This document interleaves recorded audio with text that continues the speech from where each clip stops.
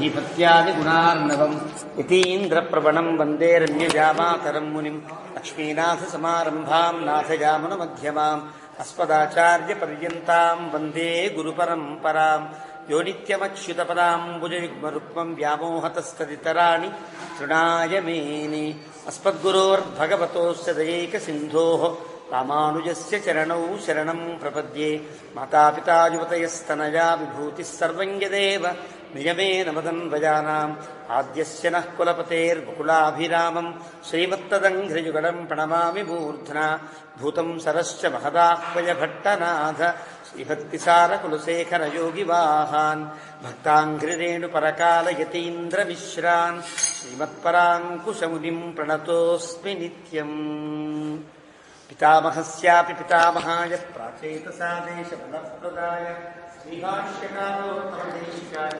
आचार्यानस्पदीयानपि परमगुरून् सर्वमाचार्यवर्गम् श्रीमद्रामानुजाख्यम् मुनिमखिलजनोद्धारणायावतीर्णम् पूर्णार्यम् यामुनेयम् मुनिवरमथतौ रामराजीवनेत्रौ वन्देनाथम् मुनीन्द्रम् वकुलधरचमूनाथ लक्ष्मीमुकुन्दान् अस्मद्गुरुभ्यो नमः। शुक्लाम्बरधरम् विष्णुम् शशिवर्णम् चतुर्भुजम् प्रसन्नवदनम् ध्यायेत् सर्वविघ्नोपशान्तये यस्य द्विरदवक्त्राद्याः पारिषद्याः परश्शतम् विघ्नम् निघ्नन्ति सततम् विश्वक्सेनम् तमाश्रये ज्ञानानन्दमयम् देवम् निर्मलस्फटिकाकृतिम् आधारम् सर्वविद्यानाम् हयग्रीवमुपास्महे अभङ्गुरकलादानस्थूललक्षत्वमीयुषे तुङ्गाय महसे तस्मै तुरङ्गाय मुखे नमः। कूजन्तम् राम रामेति मधुरम् मधुराक्षरम् आरुह्य कविताशाखाम् वन्दे वाल्मीकिकोकिलम् वाल्मीकेर्मुनिसिंहस्य कवितावनचारिणः शृण्वन् रामकथानादम् को न याति पराङ्गतिम् यः पिबन् सततम् रामचरितामृतसागरम् अतृप्तस्तम् मुनिम् वन्दे प्राचेतसमकल्मषम् गोष्पदीकृतवाराशिम् वशकीकृतराक्षसम् रामायणमहामालारत्नम् वन्दे लीलात्मजम् अञ्जनानन्दनम् वीरम् जानकीशोकनाशनम् कपीशमक्षहन्तारम् वन्दे लङ्काभयङ्करम् आमिषीकृतमार्ताण्डम् गोष्पदीकृतसागरम् तृणीकृतदशग्रीवम् आञ्जनेयम् नमाम्यहम् मनोजवम् मारुततुल्यवेगम् जितेन्द्रियम् बुद्धिमताम् वरिष्ठम् वातात्मजम् वानरयूथमुख्यम् श्रीरामदूतम् शिरसा नमामि। उल्लङ्घ्य सिन्धोः सलिलम् सलीलम् विश्वोकवह्निम् जनकात्मजायाः आदाय तेनैव ददाहलङ्कान् नमामि तम् प्राञ्जलिराञ्जनेयम् आञ्जनेयवतिपाटलाननम् काञ्चनाद्रि कमनीयविग्रहम् पारिजाततरुमूलवासिनम् भावयामि पवमाननन्दनम् यत्र यत्र रघुनाथकीर्तनम् तत्र तत्र कृतमस्तकाञ्जलिम् बाष्पवारि परिपूर्णलोचनम् मारुतिन्नमत राक्षसान्तकम् वेदवेद्ये परे पुंसी जाते दशरथात्मजे वेदः प्राचेतसादासीत् साक्षात् रामायणात्मना चरितम् रघुनाथस्य शतकोटिप्रविस्तरम् एकैकमक्षरम् प्रोक्तम् महापातकनाशनम् शृण्वन् रामायणम् भक्त्या यः पादम् पदमेव वा स याति ब्रह्मणस्थानम् ब्रह्मणा पूज्यते सदा। वाल्मीकिगिरिसम्भूता रामसागरगामिनी पुनाति भुवनम् पुण्या रामायणमहानदी श्लोकसारसमाकीर्णम् सर्गकल्लोलसङ्कुलम् काण्डग्राहमहामीनम् वन्दे रामायणार्णवम् यः कर्णाञ्जलिसम्पुटैः अहरहः सम्यक् पिबत्यादरात् वाल्मीकेर्वदनारविन्दगलितम् रामायणाख्यम् मधु जन्मम् व्याधिजराविपत्तिमरणैः अत्यन्तसोपद्रवम् संसारम् सविहाय गच्छति पुमान् विष्णोः पदम् शाश्वतम् तदुपगतसमाससन्धियोगम् सममधुरोपणतार्धवाक्यबद्धम् रघुवरचरितम् मुनिप्रणीतम् दशशिरसश्च वधन्निशामयध्वम् श्रीराघवम् दशरथात्मजमप्रमेयम् सीतापतिम् रघुकुलान्वयरत्नदीपम् अजानुबाहुमरविन्ददलायताक्षम् रामन्निशाचरविनाशकरम् नमामि। वैदेहीसहितम् सुरद्रुमतले हैमे महामण्डपे मध्ये पुष्पकमासने मणिमये वीरासने सुस्थितम् अग्रे वाचयति प्रभञ्जनसुते तत्त्वम् मुनिभ्यः परम् व्याख्यान्तम् भरतादिभिः परिवृतम् रामम् भजे श्यामलम्। వామాంకస్థితజానకిం పరిలసత్కోదండదండం కరే చక్రంచోర్ధ్వకరేణ బాహుయుగళే శంఖం శరం దక్షిణే బిభ్రాణం జలజాతపత్రనయనం భద్రాద్రిమూర్ధ్ని స్థితం కేయూరాదివిభూషితం రఘుపతిం సౌమిత్రియుక్తం భజే ఆపదామపహర్తారం దాతారం సర్వసంపదాం లోకాభిరామం శ్రీరామం భూయో భూయో నమామ్యహం. తపస్వాధ్యాయనిరతం తపస్వీ వాగ్విదాం వరం నారదం పరిపప్రచ్ఛ వాల్మీకిర్మునిపుంగవం ధర్మాత్మా సత్యసంధశ్చ రామోదాశరథిర్యది పౌరుషే చ ప్రతిద్వంద్వః శరైనం జహి రావణిం సకృదేవ ప్రపన్నాయ తపాస్మీతి చ యాచతే అభయం సర్వభూతేభ్యో దదామ్యేతద్వ్రతం మమ. ధ్యాయే భద్రాద్రివైకుంఠరామం సీతారమాన్వితం శంఖచక్రధనుర్బాణధరం సౌమిత్రిసేవితం. శ్రీరామాయ నమః. శ్రీమతే రామానుజాయ నమః. భగవద్బంధులరా, విళంబినామ సంవత్సరాన్ని పురస్కరించుకుని మనం చెప్పుకునేటువంటి రామాయణ ప్రవచన లహరిలో బాలకాండ ముగించుకుని అయోధ్యాకాండలో 67వ సర్గలు పూర్తయ్యాయి. 68వ సర్గ ప్రారంభం. ఒక రాజు లేని రాజ్యం ఎంత కాంతి విహీనంగా ఉంటుందో, ఎంత కల్లోలాలకి ఉపద్రవాలకి కారణమవుతుందో నిన్నటి సర్గలో చెప్పారు. 67వ సర్గలు. 68వ సర్గ ప్రారంభం. మార్కండేయాది మహర్షులంతా వచ్చారు. వశిష్ఠుడితో చెప్పారు, నీకు తెలియంది కాదు మహర్షి, మళ్ళీ చెప్పవలసిన సందర్భం కాబట్టి చెప్పాల్సి వస్తుంది. రాజు లేకుండా ఎక్కువ కాలం రాజ్యం ఉండడానికి వీల్లేదు. అది శత్రురాజులకు కానీ అంతఃశత్రులైన వారికి కానీ దేనికైనా అది ఉపద్రవాన్ని కలిగించడానికి ఒక హేతువు అవుతుంది. కాబట్టి గబగబా ఎవరో ఒక రాజుని మనం ప్రకటించవలసి ఉంటుంది అని చెప్పారు. ఇది విన్నాడు వశిష్ఠ మహర్షి. అథ అష్టషష్టితమ సర్గ. 68వ సర్గ ప్రారంభం. తేషాం హి వచనం శ్రుత్వా వశిష్ఠః ప్రత్యువాచః మిత్రామాత్యగణాన్ సర్వాన్ బ్రాహ్మణాన్ స్థానిదం వచః. వారి యొక్క వాక్యాలు విన్న తర్వాత వశిష్ఠ మహర్షి ప్రత్యువాచః పలికెనట. ఎంత ఆశ్చర్యము అని అంటాడు వాల్మీకి. అంటే అర్థం, వశిష్ఠ మహర్షి ద్వారానే జ్ఞానం పొందిన వారు అందరూ కూడా. అలాంటి వారు చిన్నవారు పెద్దవారికి చెప్పే సందర్భం ఉంటుంది. ఉందనుకోండి, వచ్చిందనుకోండి, పెద్దవాడికి చాలా కోపం వస్తుంది. సహజంగా ఉండేదే కదా. నేనే నీకు చెప్తే నువ్వు నాకు చెప్పేంత వాడు అయ్యావా అని అనిపిస్తుంది. సందర్భాన్ని బట్టి, అక్కడ ఉండే ఒక సమయాన్ని బట్టి కొంచెం కోపం రావడం లాంటివి సహజంగా ఉంటాయి. అలా ఇప్పుడు వచ్చినట్టే వశిష్ఠ మహర్షికి కోపం వచ్చింది.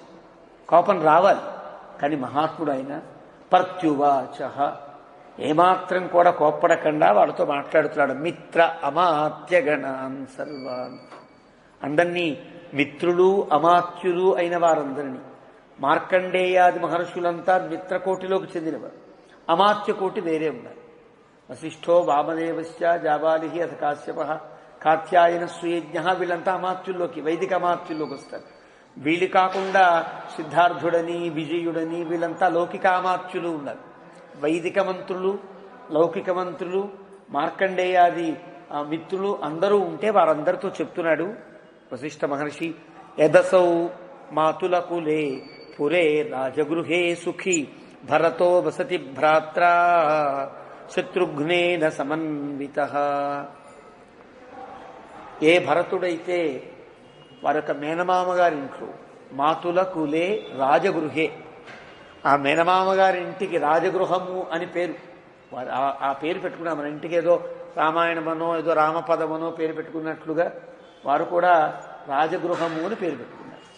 అలాంటి రాజగృహం అనేటువంటి దాంట్లో భరతుడు ఉన్నాడు. ఇప్పుడు అతను మనం పిలిపించాలంటే వేగంగా వెళ్ళేటువంటి దూతల్ని రప్పించండి. తచ్చీఘ్రం జవనా దూతాః గచ్చంతు త్వరితై హయై ఆనేతుం భ్రాతరౌ వీరౌ కిం సమీక్షామహే వయం. తొందరగా వెళ్ళగలిగేటువంటి దూతలు ఎవరైతే ఉంటారో వాళ్ళు పిలిపించండి, వాళ్ళని పంపిద్దాం మనం. ఆ ఇద్దరన్నదమ్ముల్ని కూడా మాతుల కులం నుండి ఇక్కడికి రప్పిద్దాం. కిం సమీక్షామహే వయం, మనం కొత్తగా ఆలోచించవలసిన పనేము. దశరథ మహారాజు ప్రకటించాడు, భరతుడే రాజుని ప్రకటించిన తర్వాత మీలో ఎవరు రాజు, ఎవరిని రాజు చేద్దామనేటువంటి సమీక్ష మనకు అవసరంలా, ఆయనే నిర్ణయించాడు. కాబట్టి కిం సమీక్షామహే వయం, మనం ఎందుకు ఆలోచించలేం. ఇంకా గచ్చంతు ఇతి తతస్సర్వే వసిష్ఠం వాక్యమబ్రువన్ తేషాం తద్వచనం శ్రుత్వా వసిష్ఠో వాక్యమబ్రవీత్. నిజమే, పంపించండి, రప్పించండి వాళ్ళందరినీ కూడా అన్నారు. అంటే వారందరి ఉద్దేశ్యంలో రాముణ్ణి వెనక్కి రప్పిస్తే మంచిదే కదా అని ఉద్దేశ్యం. వాళ్ళందరూ మార్కండేయ మహర్షులందరికీ కూడా తండ్రి గారు పరమపదించారు. కాబట్టి రాముణ్ణి కనుక వెనక్కి రప్పించగలిగినప్పుడు పెద్ద కుమారుడు కదా చెయ్యాలి, పెద్ద కుమారుడు చేసినట్టు అవుతుంది. రాముణ్ణి రాజు చెయ్యొచ్చు అనే అభిప్రాయాన్ని వాళ్ళ మనస్సులో పెట్టుకుని అని ఉండొచ్చు మార్కండేయ మహర్షులు, మనకేం చెప్పాల వ్యాఖ్యాతలు. కానీ వశిష్ఠుడు మనకెందుకు కొత్త ఆలోచన, దశరథుడే నిర్ణయించాడు కాబట్టి భరతుడినే రప్పిద్దాము అన్నాడు. అంటే ఎంత పిలిచినా వెనక్కి రాముడు రాడని తెలుసు. ఈ సమయంలో రాముణ్ణి రాజు చేయడం కూడా కరెక్ట్ కాదని తెలుసు. ఒకవేళ గనక రాముణ్ణి ఒప్పించి పిలిపించి రాముణ్ణి రాజు చేస్తే ఎలాంటి రాజ సంక్షోభం కలుగుతుందో మనం ఊహించవచ్చు. మళ్ళీ వెనక్కి రాముణ్ణి రప్పించడానికని అంతఃపురంలో ఏదో కుట్ర జరిగింది. దశరథుడే రాముణ్ణి పంపించాడు కాబట్టి దశరథుడినే లేకుండా చేస్తే గనక రాముడు వచ్చి మళ్ళీ పటాభిషిక్తులయ్యే అవకాశం ఉంటుందనే కుట్ర జరిగి రాముడు కోసమని దశరథుడిని లేకుండా చేశారనేటువంటి ఒక గొప్ప అపవాదు పొందే అవకాశం కూడా ఉంటుంది. ఇవన్నీ ఆలోచించవద్దా? రఘుకులానికి ఇక్ష్వాకు కులానికి ఎలాంటి ఇబ్బంది కలిగించకుండా ఉండడం వశిష్ఠుని యొక్క పురోహితత్వం. పురోహితత్వం అంటే ముందు రాబోయే హితాన్ని గుర్తించుట. రఘుకులానికి ఎలాంటి ఒక కళంకం, ఎలాంటి చెడ్డ పేరు, ఎలాంటి అపవాదము లేకుండా చేయడం వశిష్ఠ మహర్షి యొక్క పని. పాపం మార్కండేయాదు అందరికీ మనస్సులో రావుని వెనక్కి రప్పిద్దాం, ఇదే సందర్భం, ఇంకా ఇంతమించి అవకాశం దొరకదనుకుని వారనుకుని ఉంటారు. కానీ వశిష్ఠ మహర్షి అలా కాదు. ఆశ్చర్యం, అతని యొక్క నిర్ణయమే ఆశ్చర్యం. మనం ఆలోచించడం దేనికయ్యా? మళ్ళీ రాముడి గురించో లక్ష్మణుడి గురించో ఆలోచించక్కర్లా. దశరథుడు నిర్ణయించాడు కాబట్టి దశరథుని యొక్క నిర్ణయం ప్రకారంగా భరతుణ్ణే తీసుకుని వద్దాం అనేటప్పటికీ అప్పుడు అంటారు గచ్చంతు, నిజమే అలాగే చెప్పించండి. వాళ్ళకి అర్థమైంది, మనం కొద్దిగా అర్థం చేసుకున్నాం. వశిష్ఠ మహర్షి యొక్క అభిప్రాయం అది అని వాళ్ళు అర్థం చేసుకుని అలాగే అన్నారు. బాబా వశిష్ఠుడు పిలిచాడు, ఏ హి సిద్ధార్థ విజయ జయంత అశోక నందన శ్రూయతామితి కర్తవ్యం సర్వానేవ బ్రవీమః. ఇది లౌకికమైన వ్యవహారం, వైదికం కాదు కదా. ఒక వెళ్ళేవాళ్ళని తీసుకురావడం, వాళ్ళకి దారివత్యాలు ఇవ్వడం, టీఏడిఏ అంటామే అవి ఇచ్చి పంపించడం లాంటి లౌకిక మంతుల యొక్క పని. కాబట్టి జయంత అశోక సిద్ధార్థ నందన మీరంతా ఈ బాధ్యత తీసుకోండి. ఎవరెవరిని పంపించాలో వాళ్ళని నిర్ణయించండి, వాళ్ళకి ఏమేమి ఇవ్వాలో అన్నీ ఇవ్వండి అని ఇచ్చి పంపించండి. ఓ రాజకుమారుడి దగ్గరికి వెళ్ళి పిలవాలంటే ఈ రాజకుమారుడు ఎవరి గృహంలో ఉన్నాడో వాళ్ళకి బహుమతులు ఇవ్వాలి, కొత్త బట్టలు కొత్త బహుమానాలు ఇచ్చి తీసుకురావాలి. అవన్నీ మీరు ఏర్పాటు చేసుకోండి అని చెప్పాడు. సర్వాదేవ బ్రవీమివః, మీ అందరినీ ఆజ్ఞాపిస్తున్నాను అన్నాడు వశిష్ఠుడు. ఇప్పుడు రాజు లేని సమయం, రాజుగారు చనిపోయారు, పరమపదించారు, ఇంకో రాజుని ప్రకటించలా. ఈ సందర్భంలో రాజశాసనం ఎవ్వరిది అంటే వశిష్ఠ మహర్షిదే పూర్తి పెద్దలు. కారణం పూర్తిగా ఈ ఇంటి రాజపురోహితుడు కావడం. ఈ పౌరోహిత్యం వల్ల ఇతనికి ఉండేటువంటి ఒక అద్భుతమైనటువంటి శ్రేయస్సంధాయకమైనటువంటి మతి వల్ల ఇతనే నిర్ణయం, ఇతను ఏం చెప్తే అదే శాసనంగా నడిచే సందర్భం. అట్లాగా వశిష్ఠ మహర్షి పిలిచి వారందరినీ శాసించాడు. పురం రాజగృహం గత్వా శీఘ్రం శీఘ్రజవైర్హయైః త్యక్తశోకైర్దం వాచ్యః శాసనాద్ భరతో మమ. మీరంతా వెళ్ళండి రాజగృహానికి. అంటే కేకయ రాజ్యంలోకి వెళ్ళి అక్కడ రాజగృహం అనే అంతఃపురంలో ఉండే భరతుడితో నేను చెప్పినట్లుగా చెప్పండి. గబగబా వెళ్లే గుర్రాలు ఎక్కండి, మందకుడిగా ఉండే గుర్రాలు కాదు. శీఘ్రై శీఘ్రజవై చాలా స్పీడ్గా వెళ్లే బండ్లు ఉంటాయి, కొన్నేమో 80 కంటే పెంచవు. కొన్ని 150 వెళ్ళినా 180 వెళ్ళినా తట్టుకునే బళ్ళు ఉంటాయి, రోడ్లు ఉంటాయి కదా. అలా తొందరగా వెళ్ళే గుర్రములు ఉంటాయి, ఆ గుర్రాలతో పంపించండి. త్యక్తశోకై, వీళ్ళు వెళ్ళేవాళ్ళు రాజుగారు పోయారో అంటూ ఏడుస్తూ వెళ్ళడానికి వీల్లేదు. త్యక్తశోకై, వీళ్ళకి అలాంటి ఏడు పనికిరాదు. అక్కడ వెళ్ళాక కూడా భరతుడిని చూడగానే భోరుమంటారేమో. త్యక్తశోకై, ఏడవడానికి వీల్లేదు. చాలా గంభీరంగా నిబ్బరంగా ఉండేవాళ్ళని చూసి పంపించండి. ఒక్కొక్కసారి మనం పంపిస్తే వాళ్ళని ధైర్యం చెప్పవలసిన పోయి వీడి ఏడుస్తూ కూర్చుంది, వీడి ఏడుపు చూసి వాళ్ళు ఏడుస్తూ ఉంటారు. ఇలా ఉండడానికి వీల్లేదు. వెళ్ళేవాళ్ళు గుండె నిబ్బరంతో ఉండాలి. ఇక్కడ ఏం జరగనట్టు, అంతా బాగున్నట్టు, దశరథుడు చూడాలనుకుంటున్నట్టు, మళ్ళీ వెంటనే తన బయలుదేరి వచ్చేటట్టు చెప్పాలి తప్ప ఓ గుసోరుంటూ వీళ్ళేడుస్తూ ఉంటే మనం అనుకున్నటువంటి పథకం అంతా నెరవేరదు, పూర్తిగా పాడైపోతుంది ఈ కార్యమంతా కూడా. కాబట్టి త్యక్తశోకై, అలాంటి వాళ్ళని చూడండి, పంపించండి. పురోహితస్వాం కుశలం ప్రాహ సర్వే చ మంత్రిణః త్వరమాణశ్చ నిర్యాహి కృత్యమాత్యయికం త్వయా అని చెప్పండి. ఇది నా శాసనం. ఏమని? పురోహితుడైన వశిష్ఠ మహర్షి నీ యొక్క కుశలాన్ని కాంక్షించాడు. నువ్వు బాగున్నావా లేవా, బాగున్నావా అబ్బాయి అని అడిగాడు అని చెప్పండి. సర్వే చ మంత్రిణః, అక్కడున్న వారందరినీ కూడా వశిష్ఠ మహర్షి పలకరించాడని చెప్పండి, అడిగినట్టుగా చెప్పాడని చెప్పండి. స్వరమాణశ్చ నిర్యాహి, తొందరగా బయలుదేరిరా అని అతనికి చెప్పండి. కృత్యమాత్యయికం త్వయా, తొందరగా వెంటనే నువ్వు చేయవలసిన పని ఇక్కడ ఏర్పడింది కాబట్టి, నువ్వే చెయ్యాలి కాబట్టి ఆ పనిని వెంటనే బయలుదేరిరా అని నా మాటగా భరతుడితో చెప్పండి అన్నాడు వశిష్ఠుడు. మాచాస్మై ప్రోషితం రామం మాచాస్మై పితరం మృతం భవంతః సంశిశుర్గత్వా రాఘవాణామిమం క్షయం. పొరపాటుగా కూడా రాముడు అడవికి వెళ్ళాడని కానీ, తండ్రి స్వర్గానికి వెళ్ళాడని కానీ, అందరూ బాధపడుతున్నారని కానీ, రఘుకులానికి పెద్ద ఆపద కలిగిందని కానీ ఎలాంటి మాటలు ఒక మాట్లాడడానికి వీల్లేదు. కౌశేయాని చ వస్త్రాణి భూషణాని వరాని చ క్షిప్రబాదాయ రాజ్ఞశ్చ భరతస్య చ గచ్చత. మంచి పట్టుబట్టలు తీసుకువెళ్ళండి, కౌశేయాని వస్త్రాన్ని, మంచి ఆభరణాలు తీసుకువెళ్ళండి, మంచివి. క్షిప్రమాదాలు, వెంటనే బయలుదేరాలి.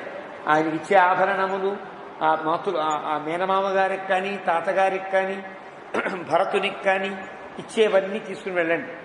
తతః ప్రాస్థానికం అని చెప్పాడు.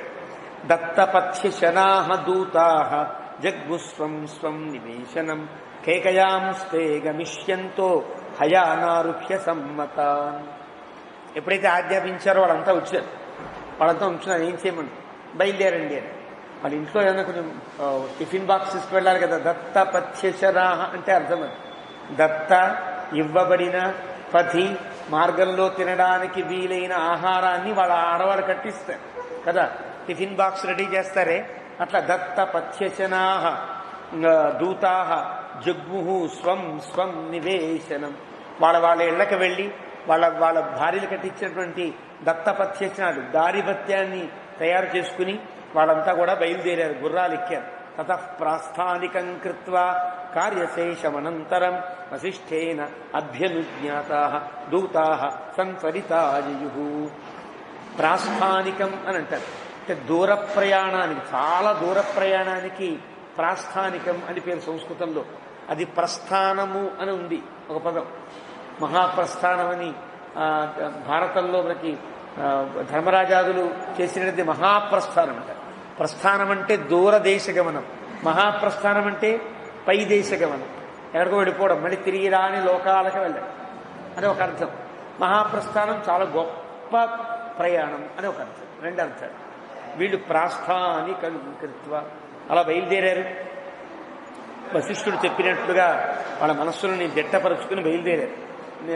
యంతేనాపరతాలస్య ప్రళంబస్య ఉత్తరం ప్రతి నిషేవమాణాస్తే జగ్ముః నదీం మధ్యేన మాలిని. ప్రళంబగిరికి ఉత్తరంగా ఉండేటువంటి మాలిని నదిని దాటారు. చాలా దూరం ప్రయాణం చేశారు. తే హస్తినపురే గంగా తీర్త్వా ప్రత్యంగుఖాయయుః. మన ఇప్పుడు ఢిల్లీ ప్రాంతం దాకా వచ్చారు. హస్తినపురం అంటారు. ఆ ఢిల్లీ ప్రాంతం దాకా వచ్చి ఢిల్లీలో గంగ దాటి, దేహడిలో గంగ దాటి మళ్ళీ పడమటి దిశగా వాళ్ళు ప్రయాణిస్తున్నారు. అంటే అటు పంజాబు ఆ ప్రాంతం వైపుకు వెళ్ళాలి. కేకయ రాజ్యాలన్నీ కూడా ఈనాటి పాకిస్తాన్కి పంజాబ్కి ఉండేటువంటి మధ్యలో ఆ ప్రక్కో ఈ ప్రక్కో ఉన్నాయి. కేకయ రాజ్యం అప్పట్లో వీళ్ళు బయలుదేరారు. అలాగా పడమటి దిశగా బయలుదేరారు. పాంచాల దేశమాసాద్య. పాంచాల దేశం అంటే పంజాబు, నేటి పంజాబు దేశాన్ని ఆనాడు పాంచాల దేశం అని పిలిచేవారు. అంటే పాంచాలి ద్రౌపది యొక్క ప్రాంతం, అది ద్రౌపది యొక్క ఊళ్ళు అవన్నీ కూడా. అక్కడి నుంచి కురుజాంగల దేశాన్ని దాటారు. సరాంశి చ సుపూర్ణాని నదీశ్చ విమలోదకా నిరీక్షమాణాస్తే దిగ్ము దూతా కార్యవశాదృతం. కార్యవశానికి ఉండేటువంటి వేగం వల్ల ఎక్కడా పెద్దగా ఆక్కండా మంచి నదులను సరస్సులను దాటుతూ గబగబా వాళ్ళు నిరీక్షమాణా దూతా ధృతం కార్యవశాత్ జగ్ము గబగబా ప్రయాణం చేస్తున్నారు. తే ప్రసన్న ఉదకాం దివ్యాం నానా విహగ సేవితాం ఉపాతి జగ్ము వేగేన శరదండాంజనాకులాం. అలాగ ప్రపన్నోదకంగా ఉండేటువంటి ఒక దివ్యమైనటువంటి నది దాటి ఉపాతి జగ్ముహు వేగేన చాలా వేగంగా చేరుకున్నాడు. శరదండాం జనాకులాం. శరదండ అనేటువంటి నదీ ప్రాంతం, ఆ ప్రాంతంలో ఉండేటువంటి జనాల సమ్మర్దంగా ఉంటుంది. అక్కడి నుంచి జనాల సమ్మర్దానికి ఇబ్బంది లేని రీతిలో వాళ్ళు ప్రయాణం సాగిస్తారు. ఎప్పుడన్నా ఊళ్ళో నుంచి వెళితే ట్రాఫిక్ ఇబ్బంది వస్తుంది, అదే బైపాస్ నుంచి వెళితే ఇబ్బంది ఉండదు కదా. అలా జనాకులాం శరదండాం ఉప అతి జగ్ముహు వేగేన, ఎలాంటి ఇబ్బంది లేకుండా గబగబా వెళ్ళడానికి వీలైనటువంటి మార్గాన్ని ఎంచుకుని వాళ్ళు బయలుదేరుతున్నారు. నికూల వృక్షమాసాద్య. అక్కడ నికూల వృక్షము అని ఒక వృక్షం ఉంది. ఆ చెట్టు పేరు నికూలం అని అంటారు. అక్కడ అది ఫేమస్, చాలా ప్రసిద్ధం ఆ ప్రాంతంలో.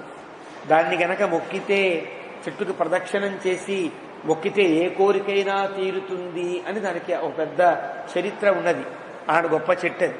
ఆ చెట్టు నికూలం అని అంటే ఒకళ్ళు చెప్పారు, రావి చెట్టులో నుంచి వేప చెట్టు వచ్చేవి కొన్ని ఉంటాయి, రావి చెట్టులో నుంచి జమ్మి చెట్టు వచ్చేవి కొన్ని ఉంటాయి.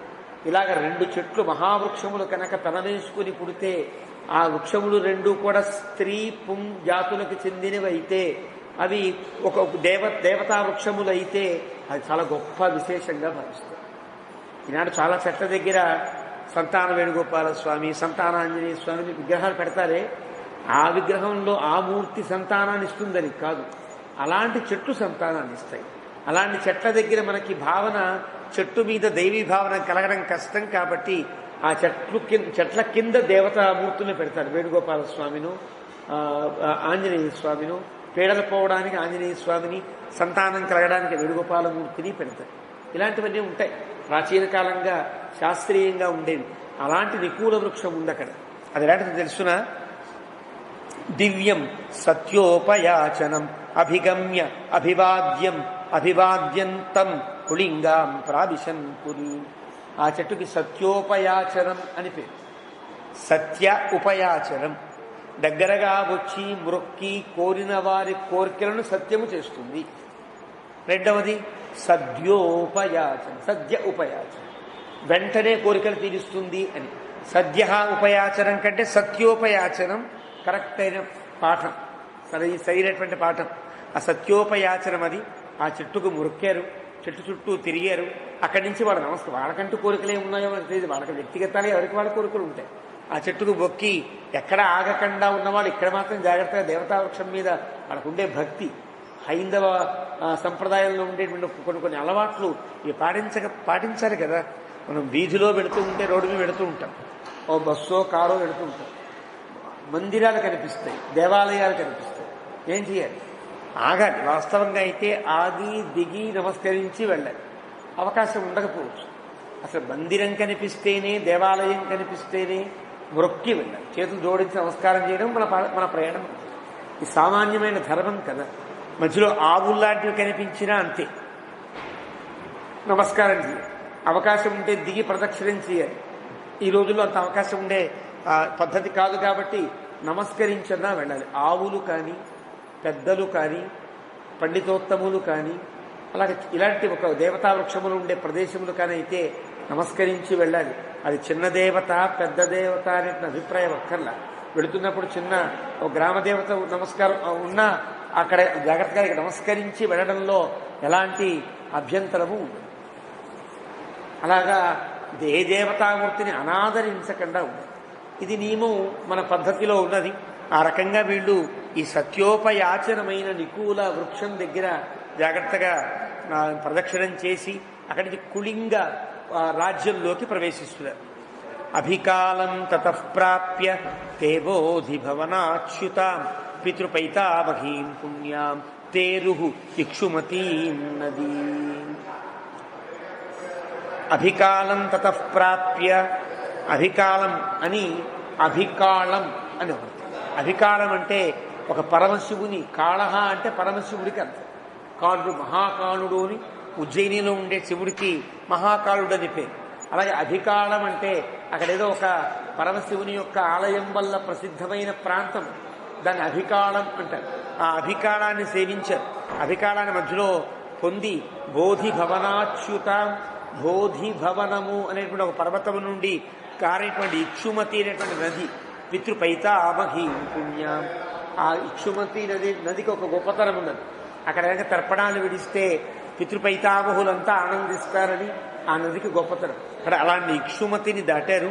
అవేక్ష్య అంజలి పానాంశ్చ బ్రాహ్మణాన్ వేదపారగాన్ యయు మధ్యేన బాహ్లీకాన్ సుధామానంచ పర్వతం.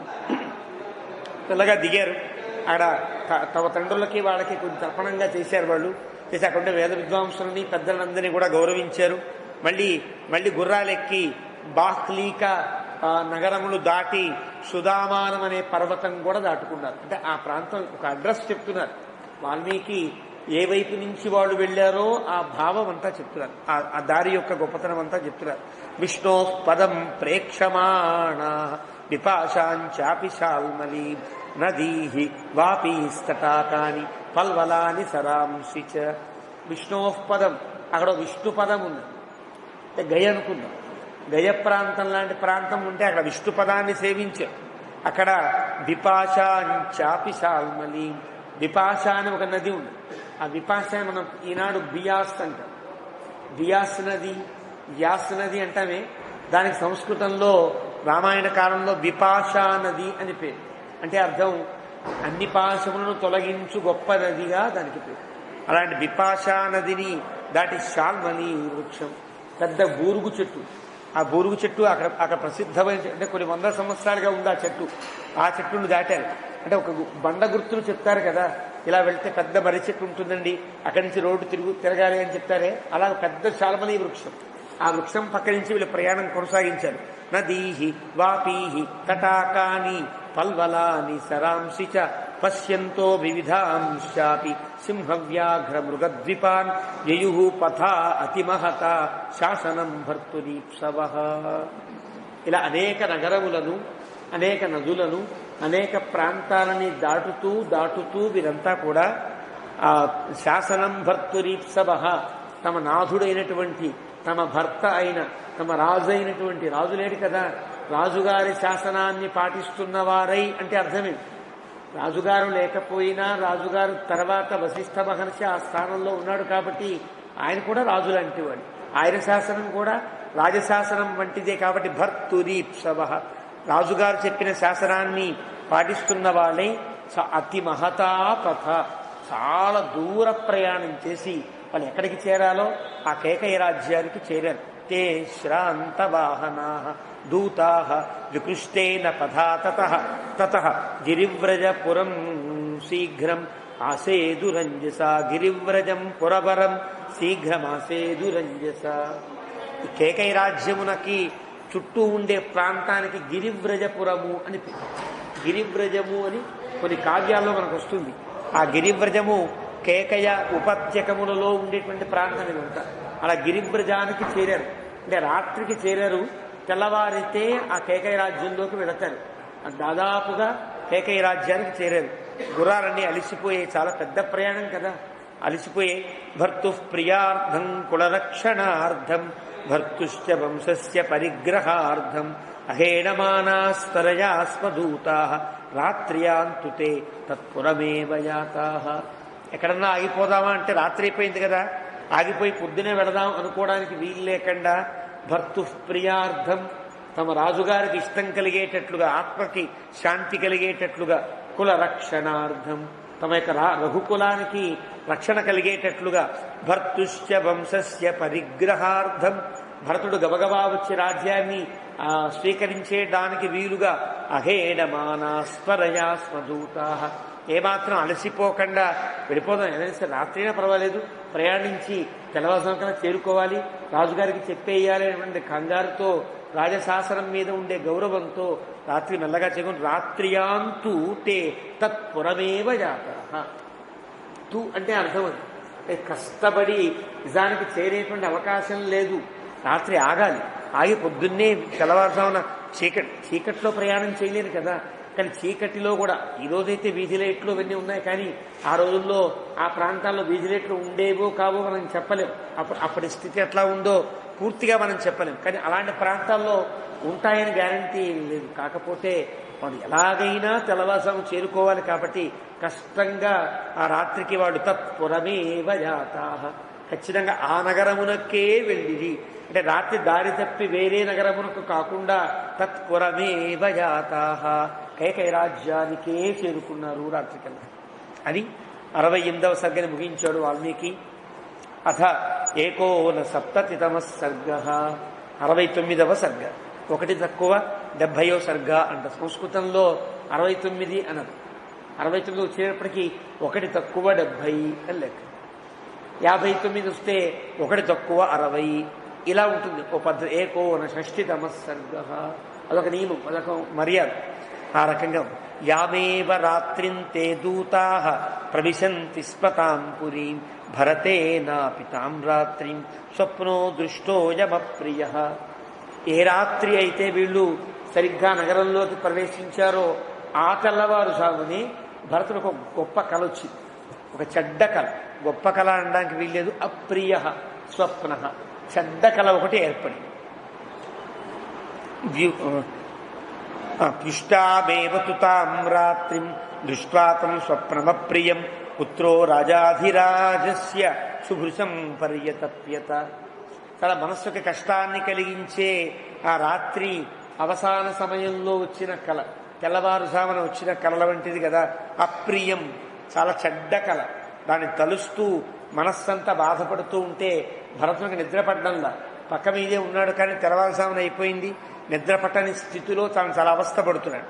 అలాంటి తప్యమానం సమాజ్ఞాయ వయస్యాః ప్రియవాదినః ఆయాసం హి విదేశ్యంతః సభాయాञ्చక్రిరే కథాః.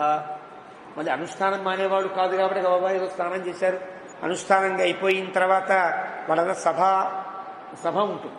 సభ అంటే రాజు కాడు ఇతను, తను ఉన్నది తన రాజ్యమేం కాదు, తనకంటూ ప్రత్యేకంగా సభే ఉండదు. సభ అంటే తన మిత్రులతో కలిసి కూర్చుని సరదాగా గడిపే సమయం. అక్కడ పెద్దగా పనే ఉండదు, రాజకుమారులు కదా వాళ్ళు. ప్రత్యేకంగా చదువులు పూర్తయిన తర్వాత ఉద్యోగానికి రాకుండా ఉంటే వాళ్ళ కాలం ఎలాగా సరదాగా గడుస్తుందో అలాగ భరతుడిని ఆనందపరచడానికని అతని చిన్ననాటి మిత్రులంతా చుట్టూ చేరతారు. వాళ్ళంతా చేస్తే వయస్యాః ప్రియవాదినః ఆయాసం హి వినేష్యంతః సభాయాञ्చక్రిరే కథాః. భరతుడిని చూస్తే కొంచెం దిగాలుగా అనిపించింది, గమనించారు. భరతుడికి ఆనందం కలిగేటట్లుగా ఉండే కథలన్నీ చెప్పడం ప్రారంభించారు. ఒక్కొక్కరు ఒక్కొక్క కథ చెప్తున్నారు. రకరకాలుగా అతను ఆనంద పెట్టాలి అని మన ఉద్దేశ్యం. వయస్సులు కదా వాళ్ళంతా కూడా. అయితే వయస్సులు అంటే అర్థం చెలికాండ్రు అని అర్థం, స్నేహితులు అని అర్థం. వాళ్ళంతా నాకు మాట్లాడుతున్నారు.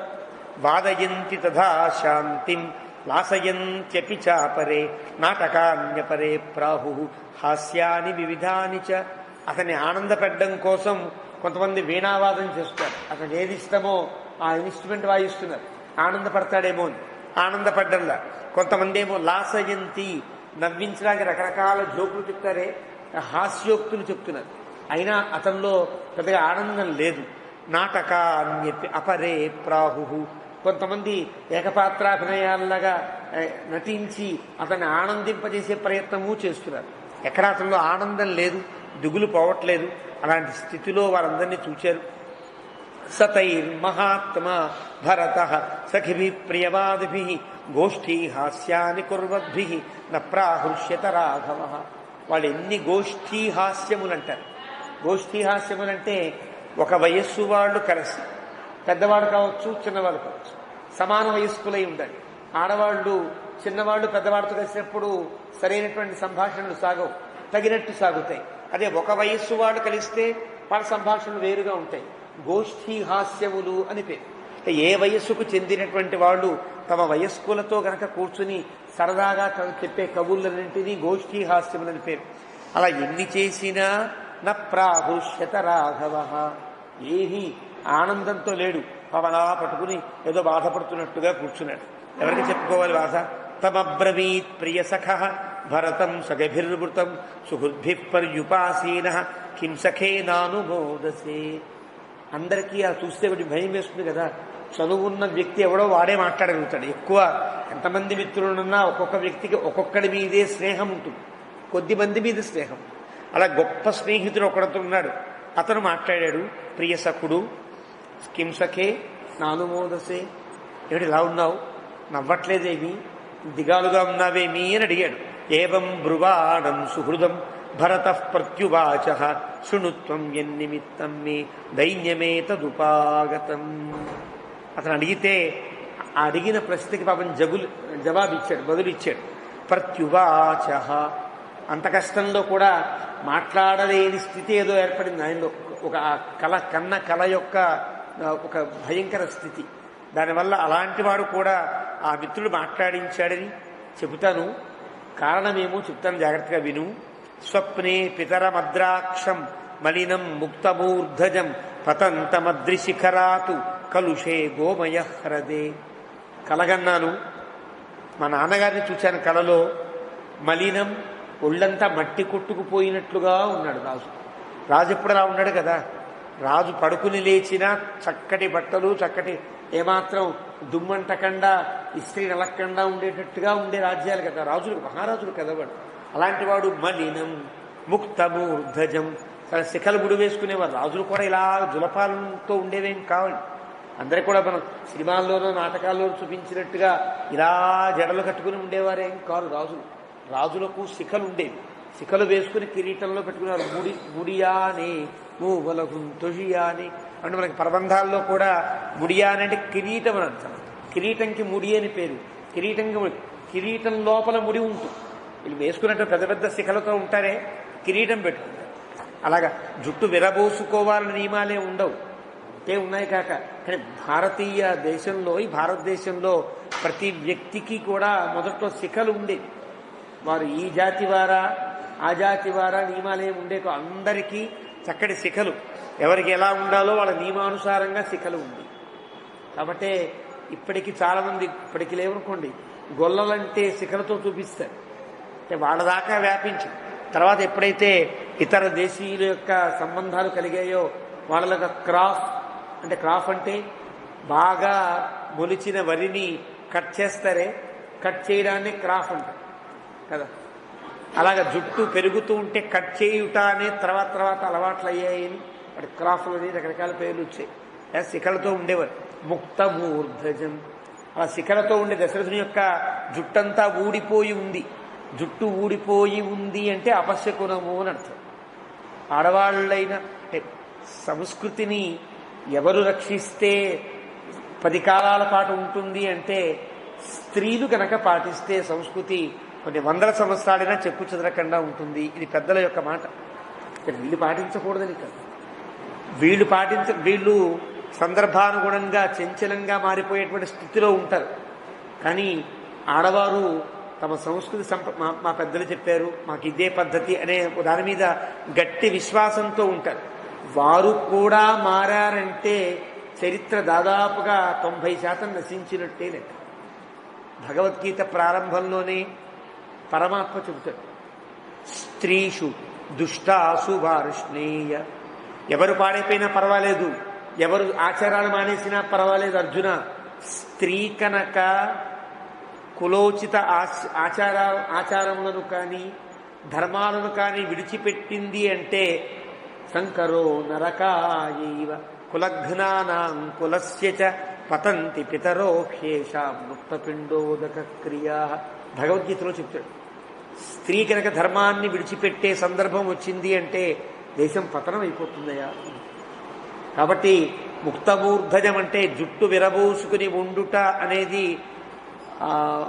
కొంచెం కటువుగా ఉన్న రాక్షసీ స్త్రీలకి వర్ణించే వర్ణంలో ఉంటుంది. సాధారణంగా స్త్రీని అలా వర్ణించే వర్ణంలోకి రాదు. కాబట్టి అలా జుట్టు విరబోసుకునుట, చివరికి తలస్నానం చేసిన, మంగళ స్నానం చేసిన చివరిలో కొంచెం ముడి వేసుకుని వాళ్ళు ఆ నీరు కారేటట్టుగా చేసే పద్ధతిని మన పెద్దలు నేర్పారు. అదంతా కూడా మనకి ఉండే నియమాలన్నీ క్రమక్రమంగా పోతూ వచ్చాయి. ఆడవాళ్లలో ఏ వయస్సు దాకా 2 జడలు వెయ్యాలి, ఏ వయసు వస్తే 1 జడ వెయ్యాలి, ఎలాంటి స్థితి వస్తే కొప్పు ధరించాలి, ఎలాంటి స్థితి ఏర్పడితే కొప్పు కూడా లేకుండా ఉండాలి, ఇవన్నీ వయస్సును బట్టి, సంతానాన్ని బట్టి, మనవలని చూడడాన్ని బట్టి నియమాలు ఏర్పరిచాయి. చిన్నపిల్లకి ఎప్పుడు కూడా 1 జడ వేయకూడదు, 2 జడలు వేయాలి. పాత బొమ్మల్లో చూడండి 2 జడలు ఉంటాయి. 2 జడల సీత, 2 జడల రుక్మిణి, ఇలా ఏవో కథలు కూడా ఉండేవి కదా. 2 జడలు ఉండాలి. ఇవి అంటే ఆ జడను చూచి, ఆ కొప్పును చూచి, ఓహో ఈవిడ మనవణ్ణి ఎత్తుకుందన్నమాట అని గుర్తించేటట్టుగా ఈ వేణీ బంధంలోనే మార్పులు ఉండేవి. అవన్నీ ఇప్పుడు చెప్తే కూడా సరిగ్గా ఉండదు కాబట్టి పూర్తిగా చెప్పుకోలేము. ఉన్నది, జరిగింది, గతంలో జరిగింది, ఇప్పుడు జరగట్లేదంటే తప్పా ఒప్ప అంటే జరగట్లేదు, అంతే. ఎవరు పాటించలేకపోతున్నారు. అంటే అలా వేణీ బంధాన్ని పట్టి కూడా వాళ్ళ వయస్సుని, వాళ్ళ యొక్క స్థాయిని గుర్తించే అవకాశం ఉంది. పుత్ర సంతానం కన్న తర్వాత స్త్రీ వేరు, పెళ్లి తర్వాత సీమంతం చేసిన తర్వాత మధ్యపాపిడి తీస్తారు. అప్పటిదాకా మధ్యపాపిడి తీయరు. మధ్యపాపిడి తీయడానికి ఒక సందర్భం ఉంటుంది. అక్కడి నుంచి మధ్యపాపిడి, అక్కడ కాస్త అలంకరణ, బొట్టు అలంకరణ ఉంటుంది. ఆ తల్లికి కనుక మనవడో మనవరాలో పుడితే అక్కడి నుంచి జుట్టుని వేణీబంధంగా ఉంచుకోకూడదు, ముడివేసి. మన పెద్దవాడంతా కొప్పులు పెట్టుకునేవాళ్ళు ఆడవాళ్ళు. పెద్దవాడంటే అలా కొప్పు ధరించి ఉండేవారే. ఇవన్నీ నియమాలు ఉండేవట, నాకు పూర్తిగా తెలియదు. అలాగా వేణీబంధాన్ని బట్టి ఉండేది. అలా ఈ దశరథ మహారాజు యొక్క ముక్తమూర్ధజం, ఆయన ముడి వేసుకున్న ముడి అంతా విడిపోయినట్లుగా ఉన్నది కలగన్నాడు. అంటే అది అపశకునంగా భావిస్తున్నాడు ఈ భరతుడు. అలా ఉంది. అంతేనా? అతను పతంతం అద్రిశిఖరాత్ కలుషే గోమయ హరదే. ఒక పెద్ద పర్వతం మీద పడిపోతున్నాడు. పడిపోవడం ఎక్కడ పడుతున్నాడు?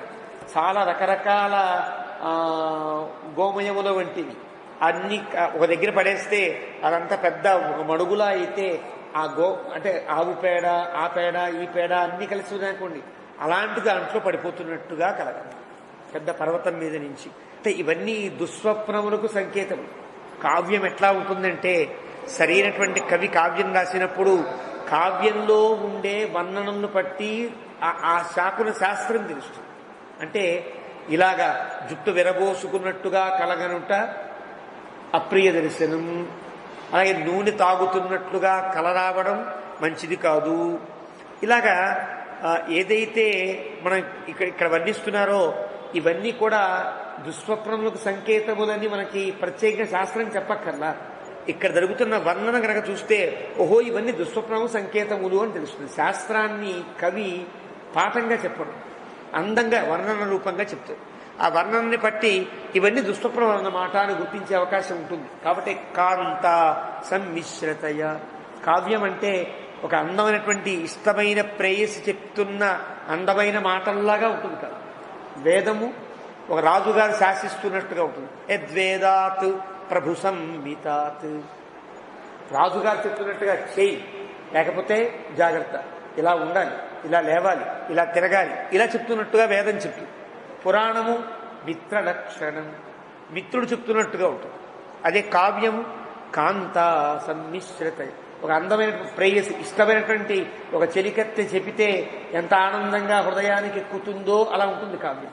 కానీ కావ్యంలో చెప్పేటువంటి వర్ణనలు శాస్త్రానికి సంబంధించినట్టుగా కొన్ని చోట్ల మంచి మంచి ఉత్తమ కవులు చేస్తారు ఆ పని.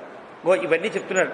ఇలాగా జుట్టు విరబోసుకుని మట్టి కొట్టుపోయినట్లుగా ఉండే దేహము కలిగిన ఒక పర్వతం మీద నుంచి కింద పడిపోతున్నట్లుగా ఒక గోమయ హ్రదంలో ఒక ఆవు పేడ మడుగులో పడేటువంటి మా నాన్నగారిని కలలో చూచా.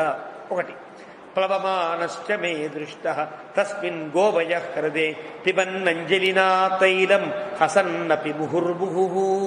ఇంకా ఎలా ఉన్నాడు, ఆ పేడలో కొట్టుకుంటున్నట్టుగా కప్ప ఎగిరినట్టుగా ఎగురుతున్నట్టుగా చూశారు.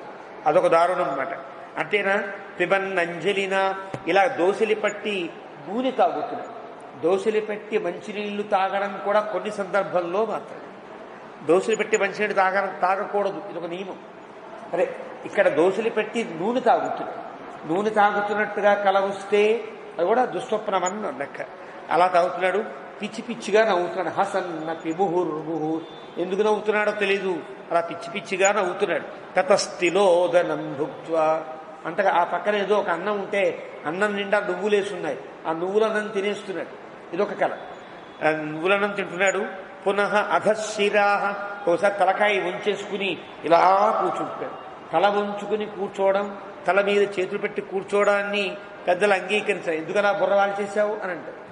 ఇలా వాల్చకూడదు, అంటే వాలే ఈ తల పొట్టని చూస్తూ ఉండేటట్లుగా కూర్చొనరాదు, ఇది నియమం. అదొక దారిద్ర్యానికి సంకేతం అని అంటారు. ఇక్కడ అధశిరాహ, ఇలా తల వంచి పొట్ట చూస్తున్నట్టుగా కూర్చుండిపోతున్నాడు. అంటే ఏంటి, నాకు పెట్టేవాళ్ళు ఎవరు లేరా, నాకు దరిద్రం పట్టిందే అనేటువంటి స్థితి కలిగిన వాడిలా దశరథుడు ఉన్నాడు. ఇవన్నీ ధర్మాలు, ఇవన్నీ కూడా. కాబట్టి తైలేన అభ్యక్త సర్వాంగ తైలమేవాగ అవగాహత. ఇంకో దగ్గర శరీరమంతా నూనె రాసినట్టుగా, నూనెలో మునిగినట్టుగా ఉంది. ఇంకో దగ్గర నూనెలో మునిగిపోయి ఉన్నట్టుగా కనిపించింది. నూనెలో మునిగే కదా ఉన్నాడు. అయోధ్యలో అతని యొక్క భౌతిక కాయాన్ని, చరమ కళేవరాన్ని, చరమదేహాన్ని నూనెలో పెట్టారు. నూనెలో ఉన్నట్లుగా కల వచ్చింది భరతుడికి. కళ నిజమా కాదా అని వేదాంతంలోనే పెద్ద స్వప్నాధ్యాయం. కళ మామూలుగా ఉన్న మాటల్లోనే ఆ కళ నిజమా అండి అంటాం. అంటే నిజమని కళ అబద్ధమని మా ఉద్దేశ్యం. కొన్ని సంప్రదాయాలు కూడా కళ అంటే అబద్ధమని చెప్పాయి. కానీ భగవద్ రామానుజ సంప్రదాయం కళ కూడా నిజమే, దాన్ని నిరూపిస్తారు. కళలో ఉండే అంశములన్నీ దేని వల్ల ఏర్పడ్డాయో, అవి ఎలాంటి కర్మకి అవి పరిపాక దశలో, అది కర్మ యొక్క పరిపాకానికి, కర్మ యొక్క మన అనుభవానికి ఎట్లా నిరూపిస్తాయో చెప్తారు. కళ కూడా నిజమనంటారు. ఆ కళను కూడా వచ్చిన సమయాన్ని బట్టి గుర్తించాలి. స్వప్నాధ్యాయం అంతా అదే కదా, స్వప్న శాకున శాస్త్రం అంతా దానికే కదా పుట్టింది. కాబట్టి ఆ శాస్త్రం అంతా కూడా ఉంటుంది. ఆ రకంగా తైలమేవ అవగాహత, నూనెలో మునిగిపోయినట్టుగా ఉన్నాడు. స్వప్నేచ సాగరం శుష్కం, ఆ కలలో సముద్రమంతా కూడా ఎండిపోయినట్లుగా కనిపించింది. సముద్రంలో ఒక చుక్క నీరు లేదు. శుష్కం చంద్రంచ పతితం భువి, చంద్రుడులా ఆకాశం నుంచి కింద పడిపోతున్నట్టుగా కలగను. అంతేనా, ఉపరుద్ధాంచ జగతి తమసేవ సమావృతం, జగత్తు మొత్తాన్ని కూడా చీకటి అడ్డుకుంటున్నట్టుగా, అంటే చీకటి వ్యాపించి కనిపించకుండా అయిపోతుంది. ఔపవాహ్యస్య నాగస్య విషాణం శకలీకృతం. అంతేకాదు ప్రియమిత్రుడా, మా రాజులకి గొప్ప గజం ఒకటి ఉన్నది, దాన్ని భద్రగజము అని అంటారు. ఔపవాహ్యస్య నాగస్య, మా రాజులంతా ఎక్కి తిరిగే గొప్ప భద్రగజం యొక్క దంతములుంటాయి కదా, ఆ దంతములు విరిగి ముక్కలైనట్టుగా కలగదు. అంటే రాజుకి కలిగే ఒక అశుభాన్ని చూపిస్తుంది భద్రగజం కూడా. కాబట్టి ఏనుగు కలలోకి రావడం మంచిది. ఎప్పుడైనా ఏనుగు కలలోకి వస్తే అది చాలా గొప్ప విశేషంగా భావిస్తారు. మనకి కాదంబరి కథలో తారాపీడ వృత్తాంతంలో తారాపీడ భార్య నిశావసాన సమయే దృష్టాహ స్వప్నాహ సఫలీ భవిష్యంతి అంటారు అక్కడ బాణభట్టు.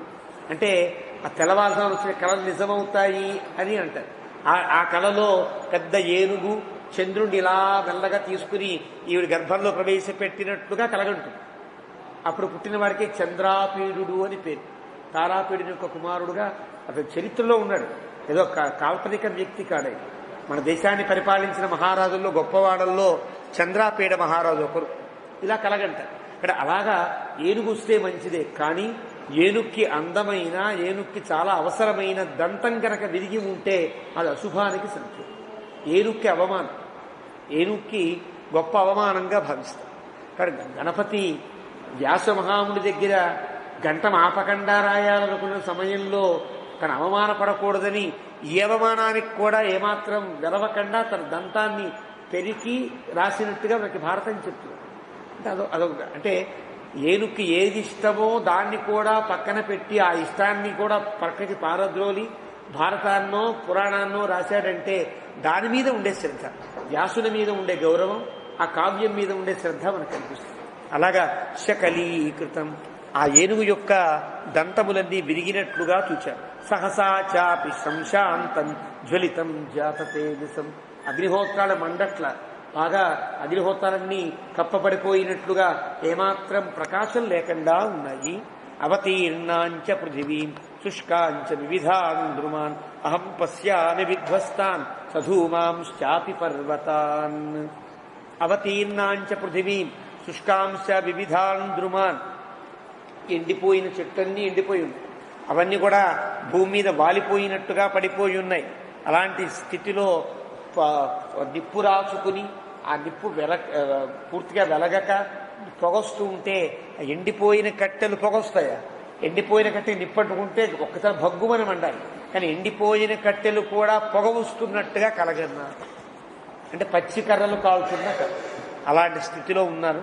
పీఠే కార్ష్ణాయసే చైనం నిషణ్ణం కృష్ణవాససం ప్రహసంతి స్వరాజానం ప్రమదాహ కృష్ణపింగళాహ.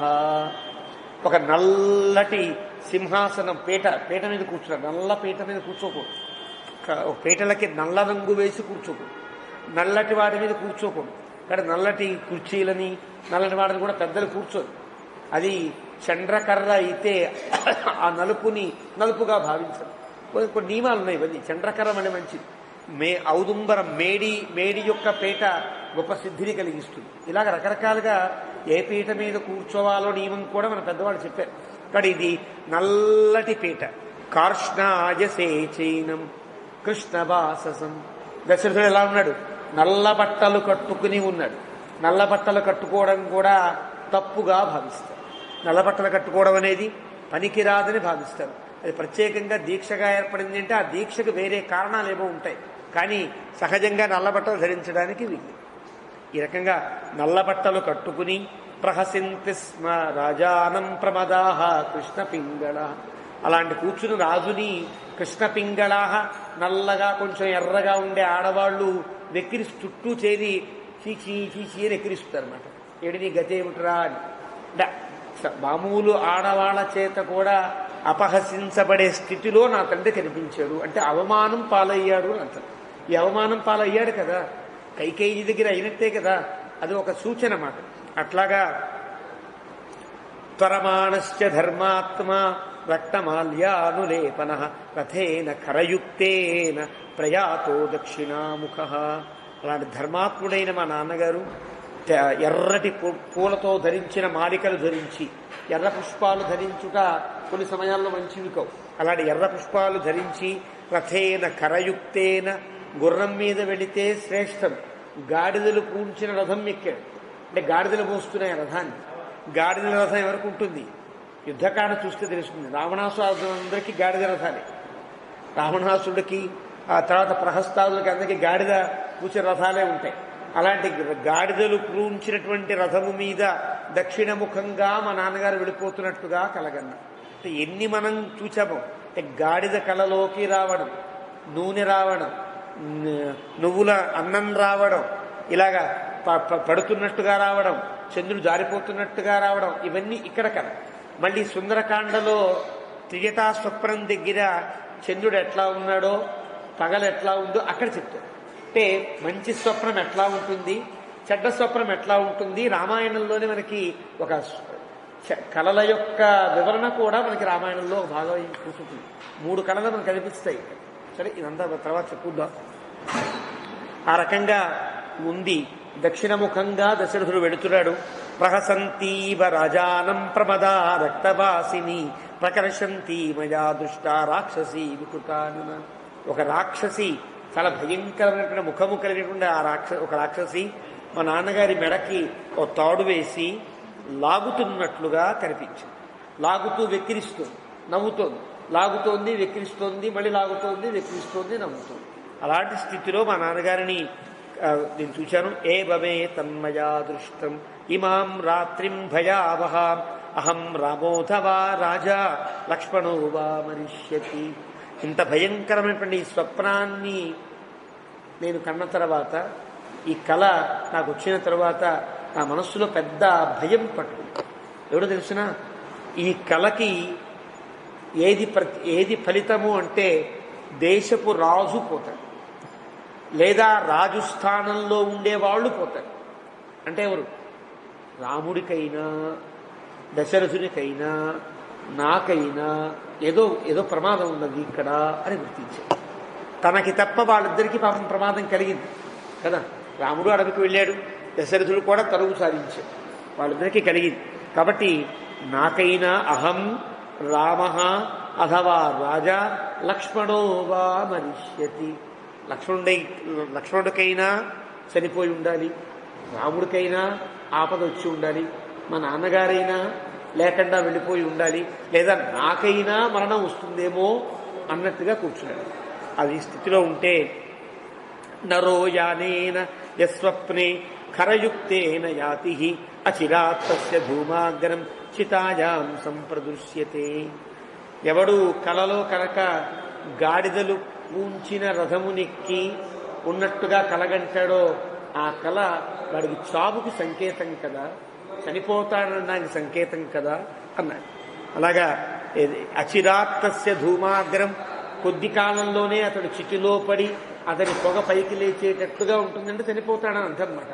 అలాంటి స్థితి కలుగుతుంది కదా. ఏతన్నిమిత్తం దీనోహం, దీనివల్ల నాకు చాలా దైన్యం పట్టుకుందయ్యా. అంటే ఇప్పుడు నేను బారే ఉన్నా, నాకేం కాల, ఎవరికై ఉండాలి ఇప్పుడు? లక్ష్మణుడికో రాముడికో తండ్రికో ఏదో అయిందనమాట. అది ప్రమాదాన్ని సూచన చేస్తోంది కదా, అది భయం కలిగిస్తోంది. పక్కన శత్రుఘ్నుడు ఉన్నాడు, అతనికేం కాలేదు కాబట్టి మేమిద్దరం సేఫ్, మేమిద్దరం బాగున్నాం. వాళ్ళకి ఏదన్నా అయి ఉంటుంది, ఆ ముగ్గురికి ఏదన్నా అయి ఉంటుంది అని ఒక అభిప్రాయం కలిగింది. ఆ రకంగా సుష్యతీవచ మే కంఠ నా స్వస్థమపి మే మనః, నా మనస్సు స్వస్థతగా లేదు, నా గొంతంతా మూగబోయినట్లుగా ఉన్నది, ఎండిపోయింది నా గొంతంతా. సుష్యతి ఇవ మే కంఠ న పశ్యామి భయస్థానం భయం చైవ ఉపధారయే భ్రష్టస్య స్వరయోగో మే ఛాయా చ ఉపహుతా మమ. భయస్థానం తెలియట్లా, అంటే ఎక్కడ ఈ ఉపద్రవం కలిగింది, ఎవరికి ఈ ప్రమాదం కలిగిందో తెలియట్లేదు కదా నాకు. రాముడికా తండ్రికా తెలియట్లా, కాబట్టి భయస్థానం తెలియట్లా. భయమేమో పెరిగిపోతోంది మనస్సులో. కాబట్టి భ్రష్టస్య స్వరయోగ, నా యొక్క గుంతంతా కూడా మాట్లాడడానికి కూడా వీలు కాకుండా గద్గదమైపోతోంది. అలా అలా అలా స్థితిలో ఉన్నాను. ఛాయాచ ఉపహత మమ, నా నీడ కూడా నన్ను చూసి భయపడుతున్నట్టుగా కనిపిస్తుంది నాకు అన్నాడు. అని జుగుప్సన్నివచ ఆత్మానం, నా మీద నాకు అసహ్యం పుడుతుంది. ఇంత పాడు కలగన్నానేమిటి? ఈ కళ వల్ల ఏదో జరుగుతుంది కదా, అంటే జరగడానికి సూచనగా ఉండే ఈ కళ నేను కన్నానంటే నా మీద నాకు అసహ్యంగా ఉంది మిత్రమా. జుగుప్సన్నివచ ఆత్మానం, నా మీద నాకు అసహ్యం పుడుతోంది. నా చపశ్యామి కారణం, కారణం మాత్రం తెలియట్లేదు. ఇమాం హి దుస్వప్నగతిం నిశామ్యతాం అనేక రూపాం అవితర్కితాం పురా భయం మహత్తద్హృదయాన్నయాతి మే విచింత్య రాజానమచింత్య దర్శనం. అది చివరి శ్లోకం. ఇలాంటి ఒక దుస్వప్న గతిని నేను విన్నాను. చాలా భయంకరమైనటువంటి స్థితి ఇది. అవితర్కితాం అంటే ఎలా తర్కించాలో నాకేం తెలియట్లేదు. ఆ గుండెల్లో కలిగిన భయము బాధ తీరిపోవట్లేదు. మా నాన్నగారిని అని తలుచుకున్నాడు. విచింత్య రాజా నమచింత్య దర్శనం, ఈ పదం ఎక్కడ ప్రయోగించారు? దశరథుడు చనిపోయిన తర్వాత తైలద్రోణిలో పెడుతున్న సమయంలో వాల్మీకి ఒక సర్గ చివరిలో ప్రయోగించిన ప్రయోగం. ఆ ప్రయోగమే ఇక్కడ కూడా. అంటే అతని కంటికి దశరథుడే చనిపోయినట్లు, అతని యొక్క శరీరమును నా కోసమే ఉంచినట్లుగా అనిపించింది అని వాల్మీకి చెప్పకుండా ఈ ప్రయోగం ద్వారా చెప్తున్నాడని. అది తమాషా, కవికుండే గొప్పతనం. సరిగ్గా అదే ప్రయోగం చేశాడంటే ఆ స్థితిని తాను అనుభవించాడు. ఆ రకంగా ఏకోన సప్తమ సర్గ, ఇలా 69వ సర్గ పూర్తయింది, 70వ సర్గ ప్రారంభం. అథ సప్తమ సర్గ భరతే బ్రువతి స్వప్నం దూతాః తే క్లాంతవాహనాః ప్రవిశ్య అసహ్య పరిఖం రమ్యం రాజగృహం పురం. ఏ విధంగా భరతుడు తన కళని వాళ్ళకి చెప్తున్న సమయంలో ఇంకా చెప్తూనే ఉన్నాడు. ఇలా చెప్తూ ఉండగా అంటామే దాన్ని సతి సప్తమి అని అంటారు. ఒక దగ్గర ఒక కథ నడుస్తూ ఉంటే ఇంకొక కథ ప్రారంభం అవడం, వాడిలా మాట్లాడుతూ ఉంటేనే వాడిలా అరిచాడు అంటాం. వాడు మాట్లాడాడు వీడు అరిచాడు అంటే అదెప్పుడో ఇదెప్పుడో అర్థం. అప్పుడే ఇది జరిగింది అనడానికి సతి సప్తమి అని వాడతారు సంస్కృతంలో. భరతే బ్రువతి అంటే ఒక ప్రథమ విభక్తిలో ఉండవలసినటువంటి కర్తృపదం సప్తమిలో ప్రయోగిస్తే దాన్ని సతి సప్తమి అని అంటారు. అలా భరతుడు ఇంకా చెప్తూనే ఉన్నాడు. దూతాస్తే క్లాంతవాహనాః బాగా అలసిపోయిన గుర్రములతో ఆ దూతలు ఈ రాజగృహంలోకి ప్రవేశించారు. ప్రవిశ్య అసహ్య పరిఖం, ఆ రాజ్యానికి ఉండే ఆ పరిఖను దాటి దశరథుని యొక్క రాజ్యం నుంచి వస్తున్నామని వాళ్ళకి జెండాలు ఉంటాయి, గుర్తులు. ఎవరు శత్రువులో ఎవరో తెలియదు కదా, కాబట్టి ఏ దూత వెళ్ళినా ఆ రాజ్యం యొక్క జెండా పట్టుకుంటాడు. కోవిదార ధ్వజం అంటారు. అయోధ్య ప్రజలకి కోవిదారం అనే వృక్షము జెండా గుర్తు. రాముడి గుర్తేది ధ్వజం, కోవిదార వృక్షం. కాబట్టి రాముడికి ఎక్కడ ధ్వజస్తంభం పెట్టాలంటే ఏం పెట్టాలి? కోవిదార వృక్షం పెట్టాలి. మరి గరుత్మంతుని ఎందుకు పెడుతున్నాం మనం? రాముడు రాజు అని భావన ఉండకూడదు, రాముడు దేవుడు అని తెలియడం కోసమే కదా గరుత్మంతుని పెడుతుంది. కాబట్టి ఇవన్నీ తెలియాలి. కాబట్టి గరుత్మంతుడు భగవంతుడికి ధ్వజం, రాముడికి ధ్వజం కోవిదార వృక్షం. ఆ కోవిదార ధ్వజాన్ని పట్టుకుంటారు. వీళ్ళు చూసి అక్కడ పరిఖ అంటే ఒక అగర్త ఉంటుంది, అగర్త మీద బ్రిడ్జి వేస్తారు. వీళ్ళు వదిలితేనే బ్రిడ్జి వదిలినట్లు లెక్క, వాళ్ళు వస్తే మళ్ళీ బ్రిడ్జి ఎత్తేస్తూ ఉంటారు. ఇలా ఏదో అంతఃపురంలోకి రావాలంటే ఎవరు పడితే వాళ్ళు రావడానికి వీల్లేదు. వీసాలు ఇప్పుడు అంటున్నామే, అప్పుడు ముద్రలు ఉండేవి. వాళ్ళ లేఖ మీద ఆ ముద్ర చూస్తారు, ఆ రాజుగారి ముద్ర చూస్తారు. ఇక్కడ వీళ్ళు ముద్ర వేస్తారు, ఈ ముద్ర వేస్తే లోపల పంపిస్తారు. ఈ సిస్టమ్ అంతా మనకి భారతంలో కూడా కనిపిస్తుంది. కృష్ణ పరమాత్మ ద్వారకా నగరాన్ని కట్టి సముద్రం మధ్యలో ఒక అద్భుతమైన శాసనాన్ని చేస్తారు. చాలా గొప్ప శాస్త్రం అది, చరిత్రలో ఉండే శాసనం. ఎవరిని ద్వారకలో ప్రవేశించడానికి వీల్లేదు. ఎవరి భుజముల మీద అయితే శంఖచక్రాలు ఉంటాయో, సమాసేన పరులై ఉంటారో వాళ్ళు నిస్సందేహంగా పంపించే లోపల. చక్రముద్రలో ఉంటే వాళ్ళని పంపించేసే అని కృష్ణుడు ఆజ్ఞాపన చేస్తాడు ద్వారకకి.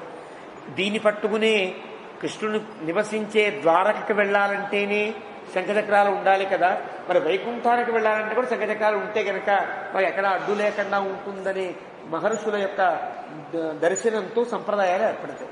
కాబట్టి ఏ సంప్రదాయము కూడా మన బుద్ధికి తోచినట్టుగా అదేదో మామూలు ఆచారం కాదు. చాలా వాడు జాగ్రత్తగా ఒక ఉద్దేశాన్ని, ఒక సన్నివేశాన్ని, ఒక అద్భుతమైన అంశాన్ని దృష్టిలో పెట్టుకుని ఆచారాన్ని వెలయిస్తారు. అది గుర్తించాలి. ఆ రకంగా వీళ్ళు లోపలికి వెళ్ళారు, రాజగృహంలోకి ప్రవేశించారు. అంటే భరతుడు ఎక్కడైతే ఉన్నాడో ఆ గృహం దాకా వచ్చారు. సమాగమ్యతు రాజ్ఞా చ రాజపుత్రేణ చార్చితాః రాజ్ఞః పాదౌ గృహీత్వాతు తమూచుః భరతం వచః. వాళ్ళు వచ్చిన వాళ్ళు గబగబా రాజపుత్రుడి దగ్గరికి వచ్చి అర్చించారు. జయ హో భరత, జయ హో భరత. ఇదే అర్చించమంటే. అర్చన అంటే పుష్పం తెచ్చారు, ధూపం ఇచ్చారు, దీపం ఇచ్చారు, ఇవే ఉండదు. అర్చన అంటే ఎవరిని ఎలా మర్యాద చేయాలో అలా మర్యాద చేయాలి. అలా మర్యాద చేశారు. చేసి అతను 2 పాదములను పట్టుకుని నమస్కరించారు. నమస్కరించి చెప్తున్నారు, పురోహిత స్వాం కుశలం ప్రాహ సర్వే చ మంత్రిణః. వశిష్ఠుడు ఏ శ్లోకాన్నైతే చెప్పాడో ఆ శ్లోకం మాత్రమే ఇక్కడ వాల్మీకి రాశాడు. అంటే అర్థం ఏంటి? అక్కడ ఆజ్ఞ ఏ పదాలతో ప్రయోగించాడో అదే పదములు ఇక్కడ చెప్పారు. అది చూడండి శ్లోకం. పురోహితస్వాం కుశలం ప్రాహ సర్వే చ మంత్రిణః త్వరమాణశ్చ నిర్యాహి కృత్యమాత్యయికం తదా. ఇదే మనకి 68వ సర్గలో ఆ శ్లోకం కనిపిస్తుంది. 68వ సర్గలో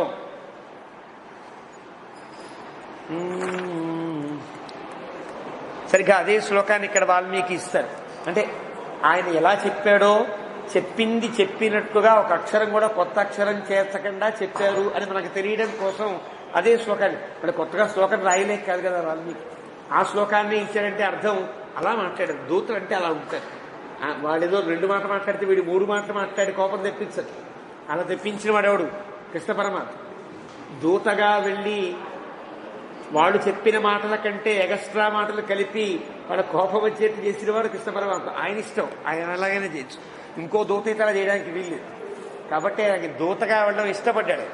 ఎవరిని పంపించాలంటే ఎందుకు నేనున్నా కదా, నువ్వెలా దూతగా పెడతావయ్యా, నువ్వు మాకు పూజనీయుడివి, నాకంటే గొప్పవాళ్ళు దూతగా పంపించచ్చా, పంపించకూడదా అన్నాడు ధర్మరాజు. లేదు నాకు ఇష్టంగా ఉంది, నేనే పెడతా అన్నాడు. ఎందుకంటే ఎవరన్నా వెళితే సంధి చేసుకొస్తాడేమో, నేను గనక వెళితే హాయిగా వాళ్ళందరినీ లేపేయడానికి అవకాశం ఉంటుందని ఈయనే దూతగా వెళ్ళాడు.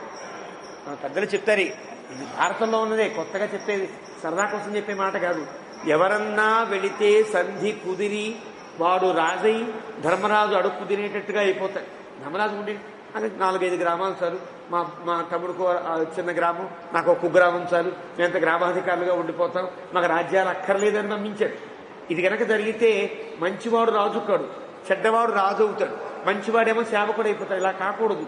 మంచివాడు పీఠం ఎక్కాలి, చెడ్డవాడు దిగాలి, చెడ్డవాడు లేకుండా పోవాలి. ఇది కృష్ణుడి యొక్క తంత్రం. కాబట్టి ధర్మం తప్పిన ధర్మాన్ని స్థాపించే గొప్ప తత్వం కృష్ణుడు. ధర్మం తప్పకుండా అధర్మమైన దాన్ని ధర్మంగా భావించగలిగి ఉండేటువంటి తత్వం రాము. ఎలాంటి స్థితినైనా ధర్మాత్మకం చేయగలిగిన వాడు రాముడు. అధర్మాన్ని కూడా ధర్మంగా నిరూపించి అధర్మం చేస్తూ ధర్మాన్ని స్థాపించేవాడు కృష్ణుడు. లీల మాయ అవతారం యొక్క అందం. ధర్మం కోసం తాను కష్టపడ్డా ధర్మాన్ని పాటించేవాడు రాముడు. తాను కష్టపడకుండా ఎవరు కష్టపడినా పర్వాలా, ధర్మం నిలవాలని అధర్మాన్ని చేసేవాడు కృష్ణ పరమాత్మ. ఇది చాలా తమాషా. భారతంలో కృష్ణుడు చెప్పినటువంటి ఆ సలహాలు కానీ ఆయన చెప్పినవి మాత్రమే చూస్తే కృష్ణుడు చాలా కుతంత్రుడేమో అనిపించేటట్టుగా ఉంటాయి. కానీ ఒక్కొక్క పనికి దాని పర్యవసానం చూస్తే అబ్బాయి తెలివైనవాడు అనిపిస్తుంది. ఈరోజు మన ప్రధానమంత్రి గారు చేసేవి కొంతమందికి అలా అనిపించవచ్చు కదా, కానీ ఆ తంత్రములన్నీ కూడా అద్భుతమైన ఫలాలను దేశానికి అందిస్తున్నాయే, చూస్తున్నాం కదా, అలా అందిస్తాయి. అలాంటి ఒక తంత్రం లోకానికి దేశానికి అవసరం. అది కృష్ణ పరమాత్మ నేర్పిన గొప్ప రాజకీయ తంత్రం. ఆ తంత్రం నడుస్తుంది. ఆ రకంగా ఇక్కడ ఆ రాజుగారు ఏం చెప్పారో అవే మాటలతో, వశిష్ఠుడు ఏం చెప్పాడో అవే పదములతో దూతలు పలికారు. అయ్యా, వశిష్ఠ మహర్షి నీ కుశలాన్ని అడిగాడు, అందరు మంత్రులు కూడా నేను అడిగినట్టుగా చెప్పమన్నారు. త్వరమాణస్య నిర్యాహి, నీ దగ్గర ఉండే వాళ్ళందరినీ అడిగినట్టుగా చెప్పమన్నారు. తొందరగా రమ్మన్నారు. నీవే చేయవలసిన పని ఏదో అక్కడ ఉన్నదిట, తొందరగా బయలుదేరి రావాల్సింది అని చెప్పి ఊరుకున్నారు. అయితే ఇమాని చ మహార్హాణి వస్త్రాణి ఆభరణాని చ పరిగృహ్య విశాలాక్ష మాతులస్య చ దాపయ. ఇదిగో మంచి బట్టలు ఆభరణాలు పంపించారయ్యా, నీకిమ్మన్నారు. నిన్ను మీ మేనమామ గారికి ఇమ్మన్నారు, నీకివ్వలా బట్టలు, నీ చేత మేనమామకి బట్టలు ఇప్పించి నేను తీసుకురమ్మన్నారు అని చెప్పారు. మాతులస్య చ దాపయ, నీ మేనమామ గారికి బట్టలన్నీ ఇమ్మన్నారయ్యా. అత్ర 20 కోట్యస్తు నృపతే మాతులస్యతే 10 కోట్యస్తు సంపూర్ణా తథైవ చ నృపాత్మజ. 20 కోట్ల వరహాలు ఇవ్వమని చెప్పారు. 10 కోట్ల వరహాలు ఈ గతంలో ఇచ్చారు.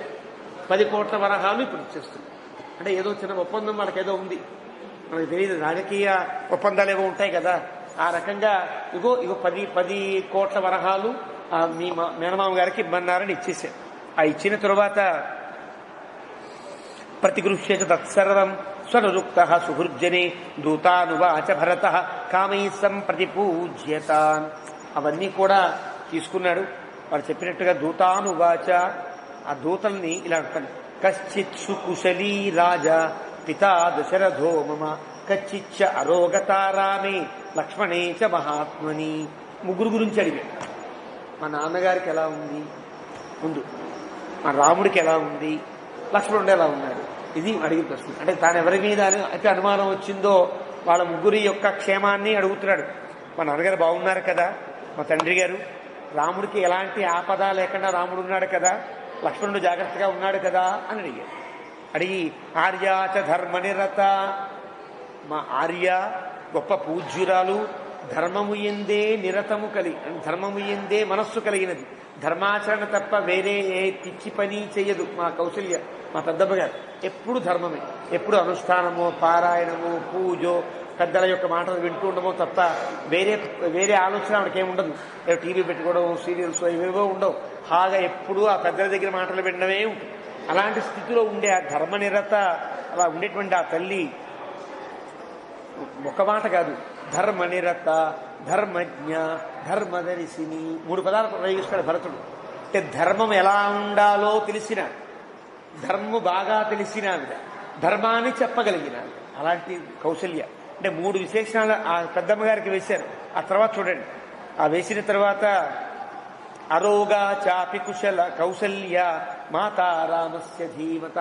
ఆరోగ్యంగా ఉంది కదా మా పెద్దమ్మ గారు, ధీమంతుడైన, బుద్ధిమంతుడైన, జ్ఞానవంతుడైన మా రాముని యొక్క తల్లి కదా, క్షేమంగా ఉన్నదా ఆవిడ అని. కశ్చిత్ సుమిత్రా ధర్మజ్ఞ జననీ లక్ష్మణస్య శత్రుఘ్నస్య చ వీరస్య సారోగా చాపి మధ్యమా. మా మధ్యమాంబ, మధ్యలో ఉండేటువంటి తల్లి ఉన్నదే సుమిత్రాది. ఆ సుమిత్ర ఎలా ఉన్నది?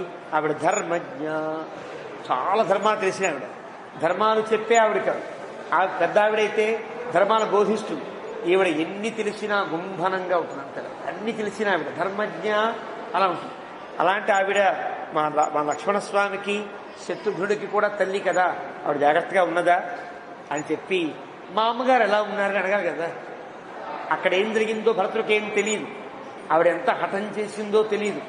రాజ్యం కోసం తన కుమారుడికి పట్టాభిషేకం చేయడం కోసం తండ్రికి ఎంత అవమానాన్ని కలిగించిందో భరతుడికి ఏం తెలియదు. రాముడు అడవికి వెళ్ళాడని తెలియదు, ఎంత భీష్మించిందో, ఎంత గొడవ చేసిందో ఏమీ తెలియదు. కానీ అడుగుతున్నాడు, ఆత్మకామ సదా చండీ క్రోధన ప్రాజ్ఞమానిని అరోగా చాపి మే మాత కైకేయీ కిమువాచ. అది అంటే దీన్ని బట్టి కైకేయి ఎంత చెడ్డదో మనం గుర్తించవచ్చు. అంటే ఈ సందర్భాన్ని బట్టి కైకేయిని తప్పుగా భావించేవాళ్ళం అండి. ఈ సందర్భమే జరగకపోతే గనక రాముడికి ఇంత గొప్పతనం కలిగేదా? కాబట్టి రాముడికి ఇంత గొప్పతనాన్ని కలిగించిన ఆవిడ కైకేయి, కాబట్టి కైకేయి చాలా గొప్పది అని చెప్పే సందర్భాలు ఉంటాయి. ఇది గనక ఈ దశరథుని మరణానికి కానీ రాముడి వనవాసానికి కానీ అయిన తర్వాత మనం చెప్పే మాట. కారణమని తెలియదు భరతుడికి, చిన్నప్పటి నుంచి ఎలా పెంచిందో తెలుసు, ఏం మాట్లాడుతుందో తెలుసు. ఎవరి దగ్గరికి వెళ్ళకు, స్నేహం చేయకు, వాడు మనకంటే గొప్పవాడు కాదు, రాముడు నీవే రాజు అవుతావు, రాముడు నీ తర్వాతే అన్నట్లు ఏవో చెప్తూ ఉండేదాడు, నచ్చేవి కావు. కాబట్టి ఆత్మకామ, ఆత్మకామ అంటే తనకే అన్నీ కావాలి, తనే గొప్పదైపోవాలి, ఇతరులు ఎవరు ఎదగకూడదనే అభిప్రాయం మొదటి నుంచి ఉందన్నమాట. కన్న కొడుకు చెప్తున్నాడు, ఎవరితో? దూతలతో చెప్తారా ఈ మాట? అంటే ఎంత ఫ్రస్ట్రేషన్కి గురైతే, అంటే ఎంత ఆందోళన పడుతూ ఉంటే, అంటే ఒక ప్రమాదం జరిగింది, తండ్రి గారికి ఏదో ఆపద జరిగింది, ఆ తండ్రి గారి ఆపదకి కారణం మా అమ్మే అయి ఉంటుంది అని ఇంత ఎనాలిసిస్ చేస్తే తప్ప భరతుడు ఈ మాటలు అనలేడు. అంటే భరతుడి యొక్క స్వప్నం నిజము అని గుర్తించేశాడు. ఆత్మకామ, ఆత్మకామ అంటే తన స్వార్థం, తనకే అన్నీ కావాలి అనేటువంటి కోరిక కలిగిన మా అమ్మ అంతేనా. సదా చండీ, సదా ఎప్పుడు కూడా చండీ, గయ్యాడి. తెలుగులో గయ్యాడి అంటాం కదా, ఏడిపించే వాళ్ళు గయ్యాడి. ఎవరు తనను ఇష్టపడుతున్నారో, ఎవరి ఇష్టాన్ని తాను పొందాలో, ఇష్టం పొందవలసిన వ్యక్తిని ఎప్పటికప్పుడు చీటికి మాటికి ఏడిపిస్తూ ఉంటే, తగ్గుతనం చేస్తూ ఉంటే, వాడిని రాచి రంపాన పెడుతూ ఉంటే ఆవిడని గయ్యాడి అంటారు. సదా చండీ అలాంటారు. అంటే ఇంత చండీ కాబట్టే కదా దశరథుడిని ఇంత ఏడిపించింది. ఈ రెండు అంటే 2 విశేషణాలు జరిగిన కథకి అన్వయాలు ఇవన్నీ. ఆ తరువాత ఇంకా క్రోధన, చండీ అంటే ఏడిపిస్తుంది, గయ్యాలి, కోపం తెప్పించే ఆవిడ, కోపంగా కనిపిస్తుంది, కోపం తెప్పిస్తుంది.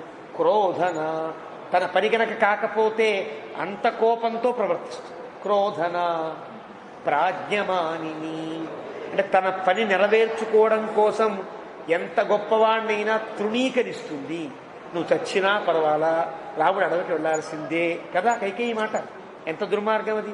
ప్రాజ్ఞమానిని అంటే అర్థం, నేను చాలా గొప్పదాన్ని, నాకంటే ఎవరు గొప్పవాడు లేరు, దశరథులు కూడా నాకంటే తక్కువే అన్నంత తనకి తాను గొప్పదనుకుని ఎంత గొప్ప వాళ్ళనైనా అవమానపరచగలిగే స్థితిలో ఉండే మా అమ్మ బాగుందా? మీరు అడుగుతారా? ఇలా అడిగాడు. స్వార్థపరురాలు, గయ్యాళి, కోపంతో ఉండేది, అందరినీ అవమానపరిచే మా అమ్మ అరోగా సుఖంగా ఉందా? మాతా కైకేయీకి మువాచ. అది వాల్మీకి. ఆవిడ నాకేం చెప్పిందో ఆవిడేదో నాకు కబురు పంపిస్తుంది కదా, ఆవిడేమన్నా నాకైనా వార్తలు అందించిందా, జాగ్రత్తగా ఉండు, ఏవో ఉంటాయి మాటలు, అంటే అక్కడే ఉండు, ఇక్కడ వస్తే కనుక నీకు ఏదో అయిపోతుంది, ఇలా చెప్పే మాటలు ఏవో ఉంటాయి. కాబట్టి ఇలాంటి మాటలు ఏమైనా చెప్పిందా అని అడిగాడు. అంటే ఇది కైకేయి యొక్క చరిత్ర అని చెబుతోంది, కైకేయి యొక్క శీల అని చెబుతోంది ఈ శ్లోకం. నిజానికి ఇలా మాట్లాడకూడదు భరతుడు. అంటే చాలా తక్కువ వాడు కదా దూతలంటే.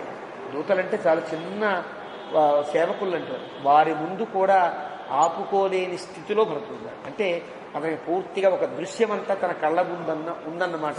పైగా వీడు రాగానే ఏం చెప్పారు, పురోహితుడు నిన్ను కుశలము అడిగాను అన్నాడు. ఎప్పుడు అడుగుతాడు పురోహితుడు? మీ నాన్నగారు అడిగినట్టు చెప్పమన్నారండి అనాలి కదా. వశిష్ఠుడు గొప్పతనం అదే. ఆ శ్లోకం చెప్పిన, ఆ సందేశం ఇచ్చిన దాంట్లో మీ నాన్నగారు అడిగినట్టు చెప్పమన్నారని అబద్ధం చెబితే వేరేలా ఉంటుంది. భరతునికి విషయగ్రాహిగా తెలియదు, అబద్ధం చెప్పడానికి లేదు. ఎందుకంటే ఎప్పుడైతే తెలిసిందో అప్పుడు తాను ప్రవర్తించే తీరు వేరుంటుంది కదా. చెప్పకపోతే అతను వస్తూ దారిలో ఏ దేవాలయంలో కూడా దండం పెట్టుకుంటాడు, తెలియదు కదా. ఇది కావడానికి వీల్లేదు. కాబట్టి అతనికి గ్రాహిగా, హృదయగ్రాహిగా ఒక అంశం తెలియాలి. వశిష్ఠ మహర్షి నిన్ను కుశలము అడిగెను, మంత్రులందరూ అడిగెను, తొందరగా రమ్మనెను, నీవే చేయవలసిన పని ఏదో ఉన్నది. ఇవి సాగు తెలియడానికి మనకైతే అర్థం కావు, కానీ భరతుడికి అర్థమై ఉంటాయి కదా. కాబట్టి ఇదంతా అడిగాడు. అది గనక చెప్పకపోతే, పురోహితుల యొక్క మాట అలా ఉండకపోతే కైకేయి గురించి ఇలా ఇక్కడ అంటే అనుకుంటాడు, మనసులో అనుకుంటాడు, ఎవరితోనో అంటాడేమో, కానీ వీడి దగ్గరే అనే అవకాశం లేదు. అంటే బయటపడిపోతే, భరతులు గనక బయటపడితే వాళ్ళు చెప్పేస్తారు కదా, అవునండో ఈ భోర్ నేర్చి నిజమేనండి ఇంత అయింది అని చెప్తారేమో అని భావించాడు. వీళ్ళు ఇంకా జాగ్రత్తగా ఉంటారు. వశిష్ఠుని యొక్క ఆజ్ఞ ఎట్లాంటిది కదా, వీళ్ళెవరు నోరు విప్పల, జాగ్రత్తగానే ఉండరు. ఇన్ని అడిగితే ఏవ ముక్తాస్తు దే దూతాః భరతేన మహాత్మన ఊచు సప్రశ్రయం వాక్యం ఇదంతం భరతం తదా. ఇలా అడగబడినటువంటి వాళ్ళు, ఆ దూతలంతా కూడా చాలా వినయంగా ఇలా అంటున్నారు. కుశలాస్తే నరవ్యాఘ్ర ఏషాం కుశలమిచ్చసి శ్రీశ్చత్వాం వృణుతే పద్మ యుజ్యతాంచాపితే రథః. వాళ్ళు చెప్పారు, నువ్వు ఎవరి కుశలాన్నైతే కాంక్షిస్తున్నావో వాళ్ళందరూ కుశలమే. ఏషాం కుశలమిచ్చసి, ఎవరి కుశలాన్ని కాంక్షిస్తున్నావో వాళ్ళంతా కుశలంగానే ఉన్నారు. పేరు చెప్పడానికి అబద్ధం నిజంగా చెప్పడానికి వీలేదు. అబద్ధంగా చెప్పుదులే కదా. చెప్పినది నిజమే అయినా అర్థం కాకుండా ఉండాలి, లేదా అబద్ధమే అయినా నిజం కాకుండా ఉండాలి. నీవెవరి కుశలాన్ని కాంక్షిస్తున్నావో వాళ్ళంతా కుశలమే అని చెప్పాల్సి వచ్చింది. చెప్పేసిన తర్వాత శ్రీశ్చత్వాం వృణుతే, రాజ్యము నిన్ను కోరుతోంది, ఐశ్వర్యము సంపద నిన్ను కోరుతోంది. పద్మ యుజ్యతాంచాపితే రథః, రథం నువ్వు ఎప్పుడెక్కుతావా అని ఎదురు చూస్తోంది అన్నారంటే అర్థం ఏంటి? గబగబా వచ్చేయి అని వీళ్ళు తొందర పెడుతుంది. ఇంకా ఏమడుగుతాడో తెలియదు కదా. గబగబా వచ్చి రథం మీద కూర్చోవయ్యా అన్నారు వీళ్ళు. అంటే భరతశ్చాపి తాన్ దూతాన్ ఏవముక్తో అభ్యభాషత ఆపృచ్ఛేహం మహారాజం దూతా సంతరయంతి మాం. ఇది ఇంకా తెలివినవాడు. దూతలకే ఎంత తెలివి ఉంటే భరతుడికి ఎంత తెలివి ఉండాలి. నేనేమో రాజుగారు ఎలా ఉన్నారు అని అడుగుతుంటే తొందరగా రథం ఎక్కండి అంటున్నారేమిటి వీళ్ళు అన్నాడు. దూతా సంతరయంతి మాం. నేనేమో రాజుగారి గురించి అడుగుతున్నా, వీళ్ళేమో రథం ఎక్కండియా అంటున్నారు. అర్థమై ఏవముక్త్వా తుతాన్ దూతాన్, నేను రాజుగారి గురించి అడిగితే మీరు రథం ఎక్కమంటున్నారేమి అని అడిగి, భరత పార్థివాత్మజ దూతై సంచోదితో వాక్యం మాతామహమువాచ. మనసులో బాగా నిర్ణయించుకున్నాడు. అప్పటికే అర్థమైంది. వీళ్ళ మాటల యొక్క దాటవేత వల్ల మరింత బాగా అర్థమై దూతై సంచోదిత మాట్లాడాల. మీరు గబగబా రథం ఎక్కితే కనుక బయలుదేరదామండి అన్నారు. అంతే. కార్ డోర్ తీసి నుంచున్న డ్రైవర్లా నుంచున్నారు. అర్థమైంది. మాతామహమువాచ, తాతగారు వచ్చారు. ఈ హడావిడిలో తాతగారు వస్తే వారితో అంటున్నారు, రాజన్ పితు గమిష్యామి సకాశం దూతచోదిత పునరప్యహమేష్యామి యదా మే త్వం స్మరిష్యసి. రాజా, తాతగారిని, రాజు కదా ఆయన, కేకయ్య మహారాజు, రాజా పితుస్సకాశం గమిష్యామి, తండ్రి వద్దకు వెళుతున్నా. దూతచోదిత, దూతలను త్వరబెడుతున్నారు. అంటే మా నాన్నగారు త్వరబెట్టల్లా, మా నాన్నగారు గబగా రమ్మన్నారనే వార్త మీరు చెప్పట్లా. అంటే అందుకని తండ్రి వద్దకు వెళుతున్నా అంటే తండ్రి ప్రాణాలతో లేడు కాబట్టి అతని యొక్క వద్దకు వెళుతున్నా. తండ్రి రమ్మని పిలిచాడు వెళుతున్నా అని చెప్పరా. తండ్రి వద్దకు వెళ్ళవలసి వస్తోంది, దూతలు ప్రేరేపిస్తున్నారు. కాబట్టి పునః అహం అపి ఏష్యామి, నువ్వెప్పుడైతే నన్ను భరత ఒకసారి రా, మళ్ళీ నేను చూడాలనుంది అని పిలుస్తావో అప్పుడు మళ్ళీ వస్తాను. భరతే నైవ భుక్తస్తు, ఇలా తాతగారికి చెప్పి నృపో మాతామహస్తదా, మాతామహుడు తమువాత శుభం వాక్యం శిరసి ఆఘ్రాజ రాఘవం, మెల్లగా దగ్గర తీసుకుని శిరస్సు మీద మూర్కొని, అంటే ఆఘ్రానించి శిరస్సు మీద ముద్దు పెట్టుకుంటే అది ఆశీర్వచనంతో సమానం. అంటే పెద్దవాళ్ళు చిన్నవాళ్ళని శిరస్సు మీద ముద్దు పెట్టుకుంటారు. ఆ రకంగా ముద్దిడి గచ్చ తాత అనుజానేత్వ కైకేయీ సుప్రజాస్త్వయ మాతరం కుశలం బ్రూయా పితరంచ పరంతప, వెళ్ళునైనా అనుజానే అంగీకరిస్తున్నాను. కైకేయీ సుప్రజాస్త్వయ, నీ వల్ల కైకేయి మంచి సంతానము కలది అయింది. నీ వల్ల నువ్వు మంచివాడు. మా అమ్మాయి అంటే నాకు తెలీదా, అమ్మ పుట్టుక మేనమామకి ఎరుకాయని సామెత ఉందిగా తెలుగులో. మీ అమ్మ ఎలాంటిదో నాకు తెలుసు, కానీ నువ్వెంత వినయవంతుడిగో తెలుసు. నీ వల్ల మీ అమ్మ చాలా గొప్పదయిందయా, మంచి సంతానం కలిగినదయింది అని ఆశీర్వదించి, మాతరం కుశలం బ్రూయా, అమ్మని అడిగినట్టుగా చెప్పు. పితరంచ పరంతప, మీ నాన్నగారిని కూడా అడిగారని చెప్పే. పురోహితంచ కుశలం, మీ వశిష్ఠుల వారికి కుశలాన్ని అడిగారని చెప్పు. ఏచాన్యే ద్విజసత్తమ, ఎవరైతే బ్రాహ్మణోత్తములు ఉంటారో అక్కడ మంత్రులు, వైదిక మంత్రులు ఉంటారో వాళ్ళందరినీ అడిగారని చెప్పు. తౌ చత్తాత మహేశ్వాసౌ భ్రాతరౌ రామలక్ష్మణౌ, అక్కడ ఉండే మహేశ్వాసులు గొప్ప గొప్ప ధానుష్కులైనటువంటి రామలక్ష్మణులు ఇద్దరినీ కూడా అడిగారని చెప్పు. తస్మై హస్త్యుత్తమాన్ చిత్రాన్ కంబళానజినాని చ అభిసత్కృత్య కైకేయ భరతాయ ధనం దదౌ, మంచి మంచి ఏనుగులను, కంబళాలను, అజినాలను కూడా అతని వెంట పంపించారు. కంబళ అంటే ఆ ప్రాంతంలో ఎక్కువ కంబళాలు ఏమైనా ఉంటాయి. ఏ ప్రాంతంలో ఏవి విశేషంగా దొరుకుతాయో ఆ ప్రాంతం వారు ఆ ప్రాంతం దొరకని వాటిని పంపిస్తారు, అక్కడ ఉండేవాటి ఇక్కడ పంపిస్తారు. వస్తు వినిమయంగా సాగుతూ ఉంది. ఇదివరకు చింతపండు కొనుక్కోవాలో కందిపప్పు కొనుక్కోవాలో అంటే అది షాపుల్లో ఉండడం విధానం కాదు. చింతపండు ఎక్కువగా ఉండేవాడు కందిపప్పు వాడికి ఇస్తే కందిపప్పు వాడిస్తాడు. చింతపండు ఎక్కువ, కందిపప్పు తక్కువ, లేకపోతే అది ఎక్కువ ఇది ఎక్కువ, ఈ నియమాలే ఉండవు. వస్తువు తీసుకోవడమే. నేను నా దగ్గర డబ్బులు ఉన్నాయిరా ఒక ఇస్తాను అని కాదు, నా దగ్గర నగ ఉన్నది తీసుకుని నాకు బియ్యం ఇవ్వ, వస్తు వినిమయంగా ఉండేది. అదొక పద్ధతి. అలాగే కంబళాని అజినాని చ, మంచి మంచి కంబళాలు అవన్నీ కూడా అక్కడ బాగా నేసేవారేమో, అవన్నీ జాగ్రత్తగా ఏనుగుల మీద ఎక్కించి మీ రాజుగారికి బహుమతిగా ఇచ్చానని చెప్పి పంపించవయ్యా అని ఆ ఏనుగులను, ఆ కంబళాలను, అజినములన్నీ పంపించారు. అభిసత్కృత్య కైకేయ, అలాగా భరతాయ ధనం దదౌ, కొన్ని వరహాలు కూడా ఇచ్చి పంపించాడు. రుక్మ నిష్క సహస్రే ద్వే షోడశాశ్వశతాని చ సత్కృత్య కైకయీ పుత్రం కేకయో ధనమాదిశతు. రుక్మ అంటే బంగారం, నిష్కం అంటే ఈరోజు మనం రూపాయి 2 రూపాయలు లెక్క పెడుతున్నాం కదా, ఆ నిష్కములు అనేవారు.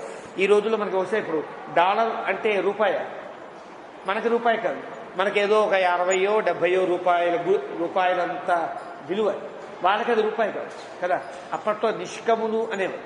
నిష్కము అంటే ఒక చలామణి అయ్యేటువంటి ఒక రూపాయి లాంటిది అనుకోండి. అలాంటి రూపాయలను 2000 నిష్కములను ఇచ్చాడు. షోడశ అశ్వశతాని చ, వెండితో చేసినటువంటి ఇంకో కొన్ని వరహాలని 16,000 వరహాలు, 1600 వరహాలు ఇచ్చాడు. అప్పట్లో గుర్తులేదు.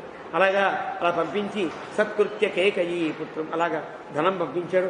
అథామాత్యాన్ అభిప్రేతాన్ విశ్వాస్యాంశ గుణాన్వితాన్ దదావశ్వపతి క్షిప్రం భరతాయ అనుయాజిన. ఒక్కడిని పంపిస్తారా?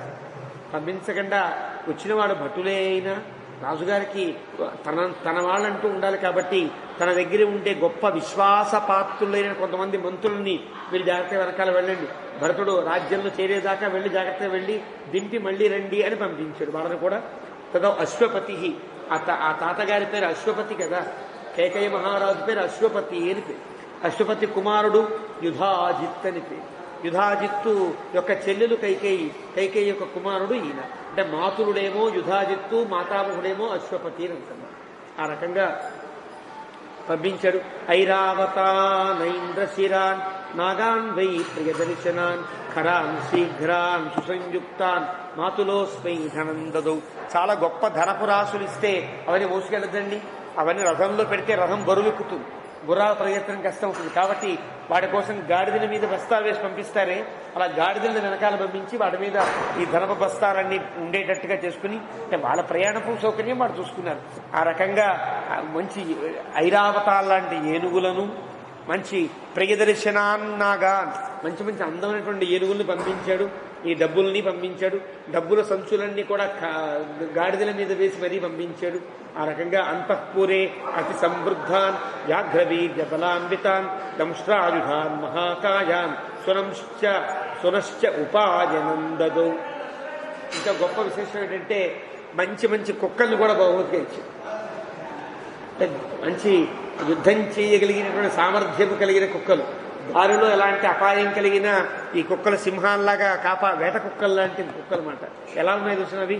అంతఃపురే అతి సమృద్ధాన్, అంతఃపురంలో జీడిపప్పు కిస్మిస్ వేసి బాగా జాగ్రత్తగా పెంచారు.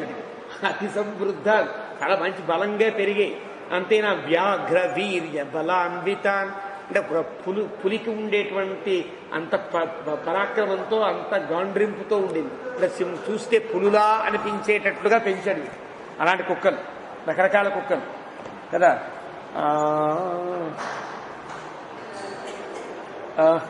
దంష్ట్రాయుధాలు, అది పెద్ద పెద్ద పళ్ళు, ఆ పళ్ళే ఆయుధాల్లో ఉన్నాయి. అంత పెద్ద పెద్ద పళ్ళు కలిగిన మహాకాయాన్ని ఒక్కొక్కటి ఏనుగులంతున్నాయి. ఇంత కుక్కలు కాస్త మహాకాయాన్ సునశ్చ ఉపాయనందదౌ. నీకు బహుమతిగా ఇష్టం తీసుకువెళ్ళని పంపించాడు. సదత్తం కేకయేంద్రేణ, ఆ రాజుగారు ఇచ్చారు. ధనం తన్నాభ్యనందత. భరతుడు తాత ఎందుకు ఈ ధనమంతా కూడా అని తను వద్దన్నాడు. ధనాన్ని వద్దయా అని చెప్పాడు. భరత కైకయీ పుత్ర గమనత్వరయా. ఇవన్నీ వేసుకున్నారంటే నాకు ఆలస్యం అయిపోతుంది, తొందరగా రమ్మంటున్నారు. ఇవన్నీ కూడా వెనకాల మెల్లగా మెల్లగా గంభీరంగా చూస్తూ ఉంటే దానికోసం నేను ఎక్కడ కూర్చుంటాను. కాబట్టి ఇవన్నీ నాకు అక్కర్లేదు, ఇవన్నీ నేను గబగబా వెళ్ళడం ప్రధానం కాబట్టి మేము వెళ్ళిపోతాము అని చెప్పి ఆ రకంగా చెప్తున్నాడు. గమనత్వరయా బభూవ హ్యస్య హృదయే చింతా సుమహతీ తదా త్వరయా చాపి దూతానాం స్వప్నస్యాపి దర్శనాత్. మనస్సులో దూతల మాటలేమో భయాన్ని కొలిపిస్తున్నాయి, పైగా ఒక దుస్వప్నాన్ని కూడా తాను కన్నాడు.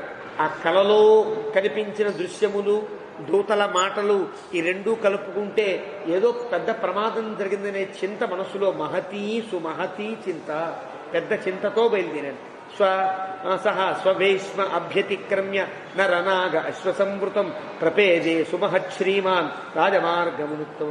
గబగబా రథం ఎక్కాడు, బయలుదేరాడు. ఒక్కొక్క అంతఃపురం దాడుతూ దాడుతూ బయటకు రాజమార్గంలోకి వచ్చాడు. అభ్యతీత్య తతో పశ్యతు అంతఃపురముదారధీ తదస్తద్భరత శ్రీమాన్ ఆవివేశ అనివారిత. అక్కడి నుంచి అప్పుడు మాతామహమాపృచ్య మాతులంచ యుధాజితం రథమారుహ్య భరత శత్రుఘ్న సహితో యయౌ. అశ్వపతి గారు పంపించిన ఆభరణాలు అయితే వద్దన్నారు. మరి మాతులుడు ఉన్నాడు కదా, మేనమామ చెప్పకుండా వెళ్ళకూడదు కదా. ఇప్పుడు దాకా ఇంతకాలం ఇక్కడ ఉండి మేనమామ చెప్పకుండా వెళ్ళకూడదు కాబట్టి గౌబా రథం ఎక్కిన తర్వాత కొంత దూరం వెళ్ళి అంతఃపురం దగ్గర ఆ మేనమామకు కూడా జాగ్రత్తగా వెళ్ళొస్తానని చెప్పి మళ్ళీ రథం ఎక్కి మళ్ళీ బయలుదేరాడు అనమాట. ఆ రకంగా బయలుదేరి మాతామహమాపృచ్య మాతులంచ యుధాజితం రథాన్ మండల చక్రాంశ యోజయిత్వా పరశ్యతం పుష్ట్ర గోష్వ బలైర్భృత్యా భరతంయాంతమన్వయు.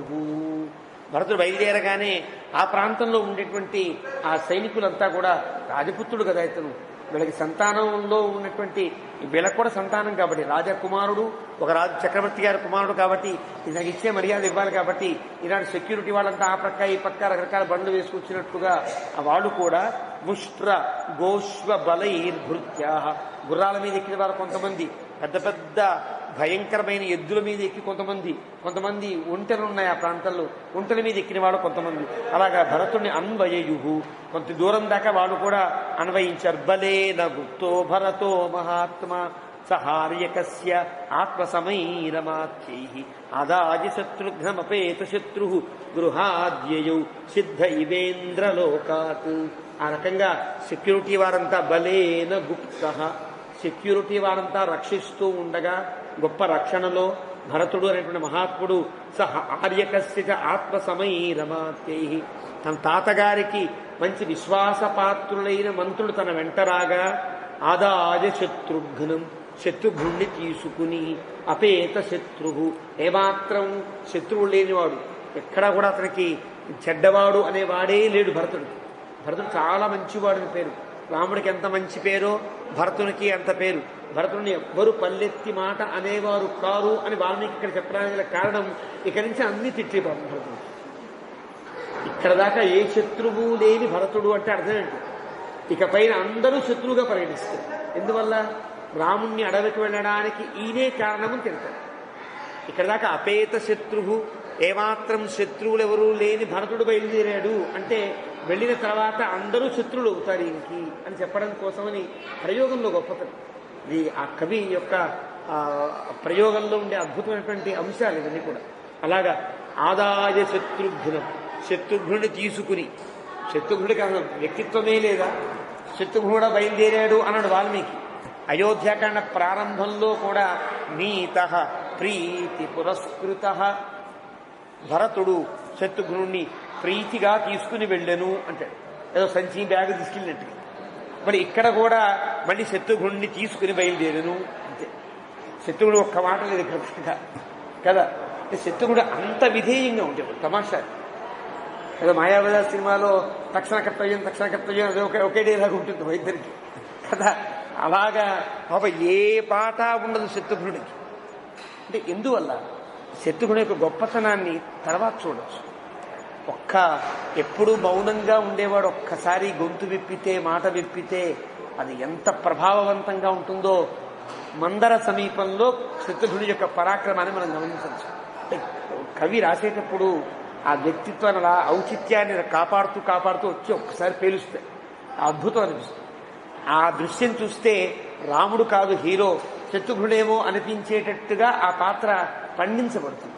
ఆ ఘటన దగ్గర మనం చెప్పుకునే ప్రయత్నం చేద్దాం. ఇక్కడ మాత్రం ఆదాయ శత్రుఘ్నం, శత్రుఘ్నుణ్ణి బ్యాగ్ తీసుకున్నట్లుగా, ఒక అచేతన వస్తువు పట్టుకున్నట్లుగా పట్టుకుని అపేత శత్రు గృహాత్ యయౌ సిద్ధ ఇవేంద్రలోకాత్, ఇంద్రలోకము నుండి సిద్ధుడైన వాడు ఎలా అయితే బయలుదేరతాడో ఎంత గొప్ప ఉపమానము. అంటే ఇక్కడ ఎక్కడ ఉన్నా అంత గొప్ప సిద్ధిని పొంది ఉన్నవాడు భరతుడు. ఇంద్రలోకము నుండి సిద్ధుడైన వాడు ఎలాగైతే ఇంటికి ఎంత పరిపూర్ణంగా బయలుదేరతాడో అంత పరిపూర్ణంగా బయలుదేరాడంటే ఇక్కడ ఎలాంటి చెడ్డ పేరు లేదని, ఎలాంటి నువ్వు రాజు అవుతావని చెప్పిన వాళ్ళు ఎవరూ లేరని. వాళ్ళందరికీ ఈ యొక్క వ్యక్తిత్వం తెలుసు కాబట్టి ఒక కైకేయి తప్ప, కైకేయి తండ్రి కానీ మేనమామ అన్నయ్య కానీ ఎవరు కూడా భరతుడికి ఎలాంటి సమాచారాన్ని ఇవ్వాల. కాబట్టి ఇతను ఫ్రెష్గా ఉన్నాడు.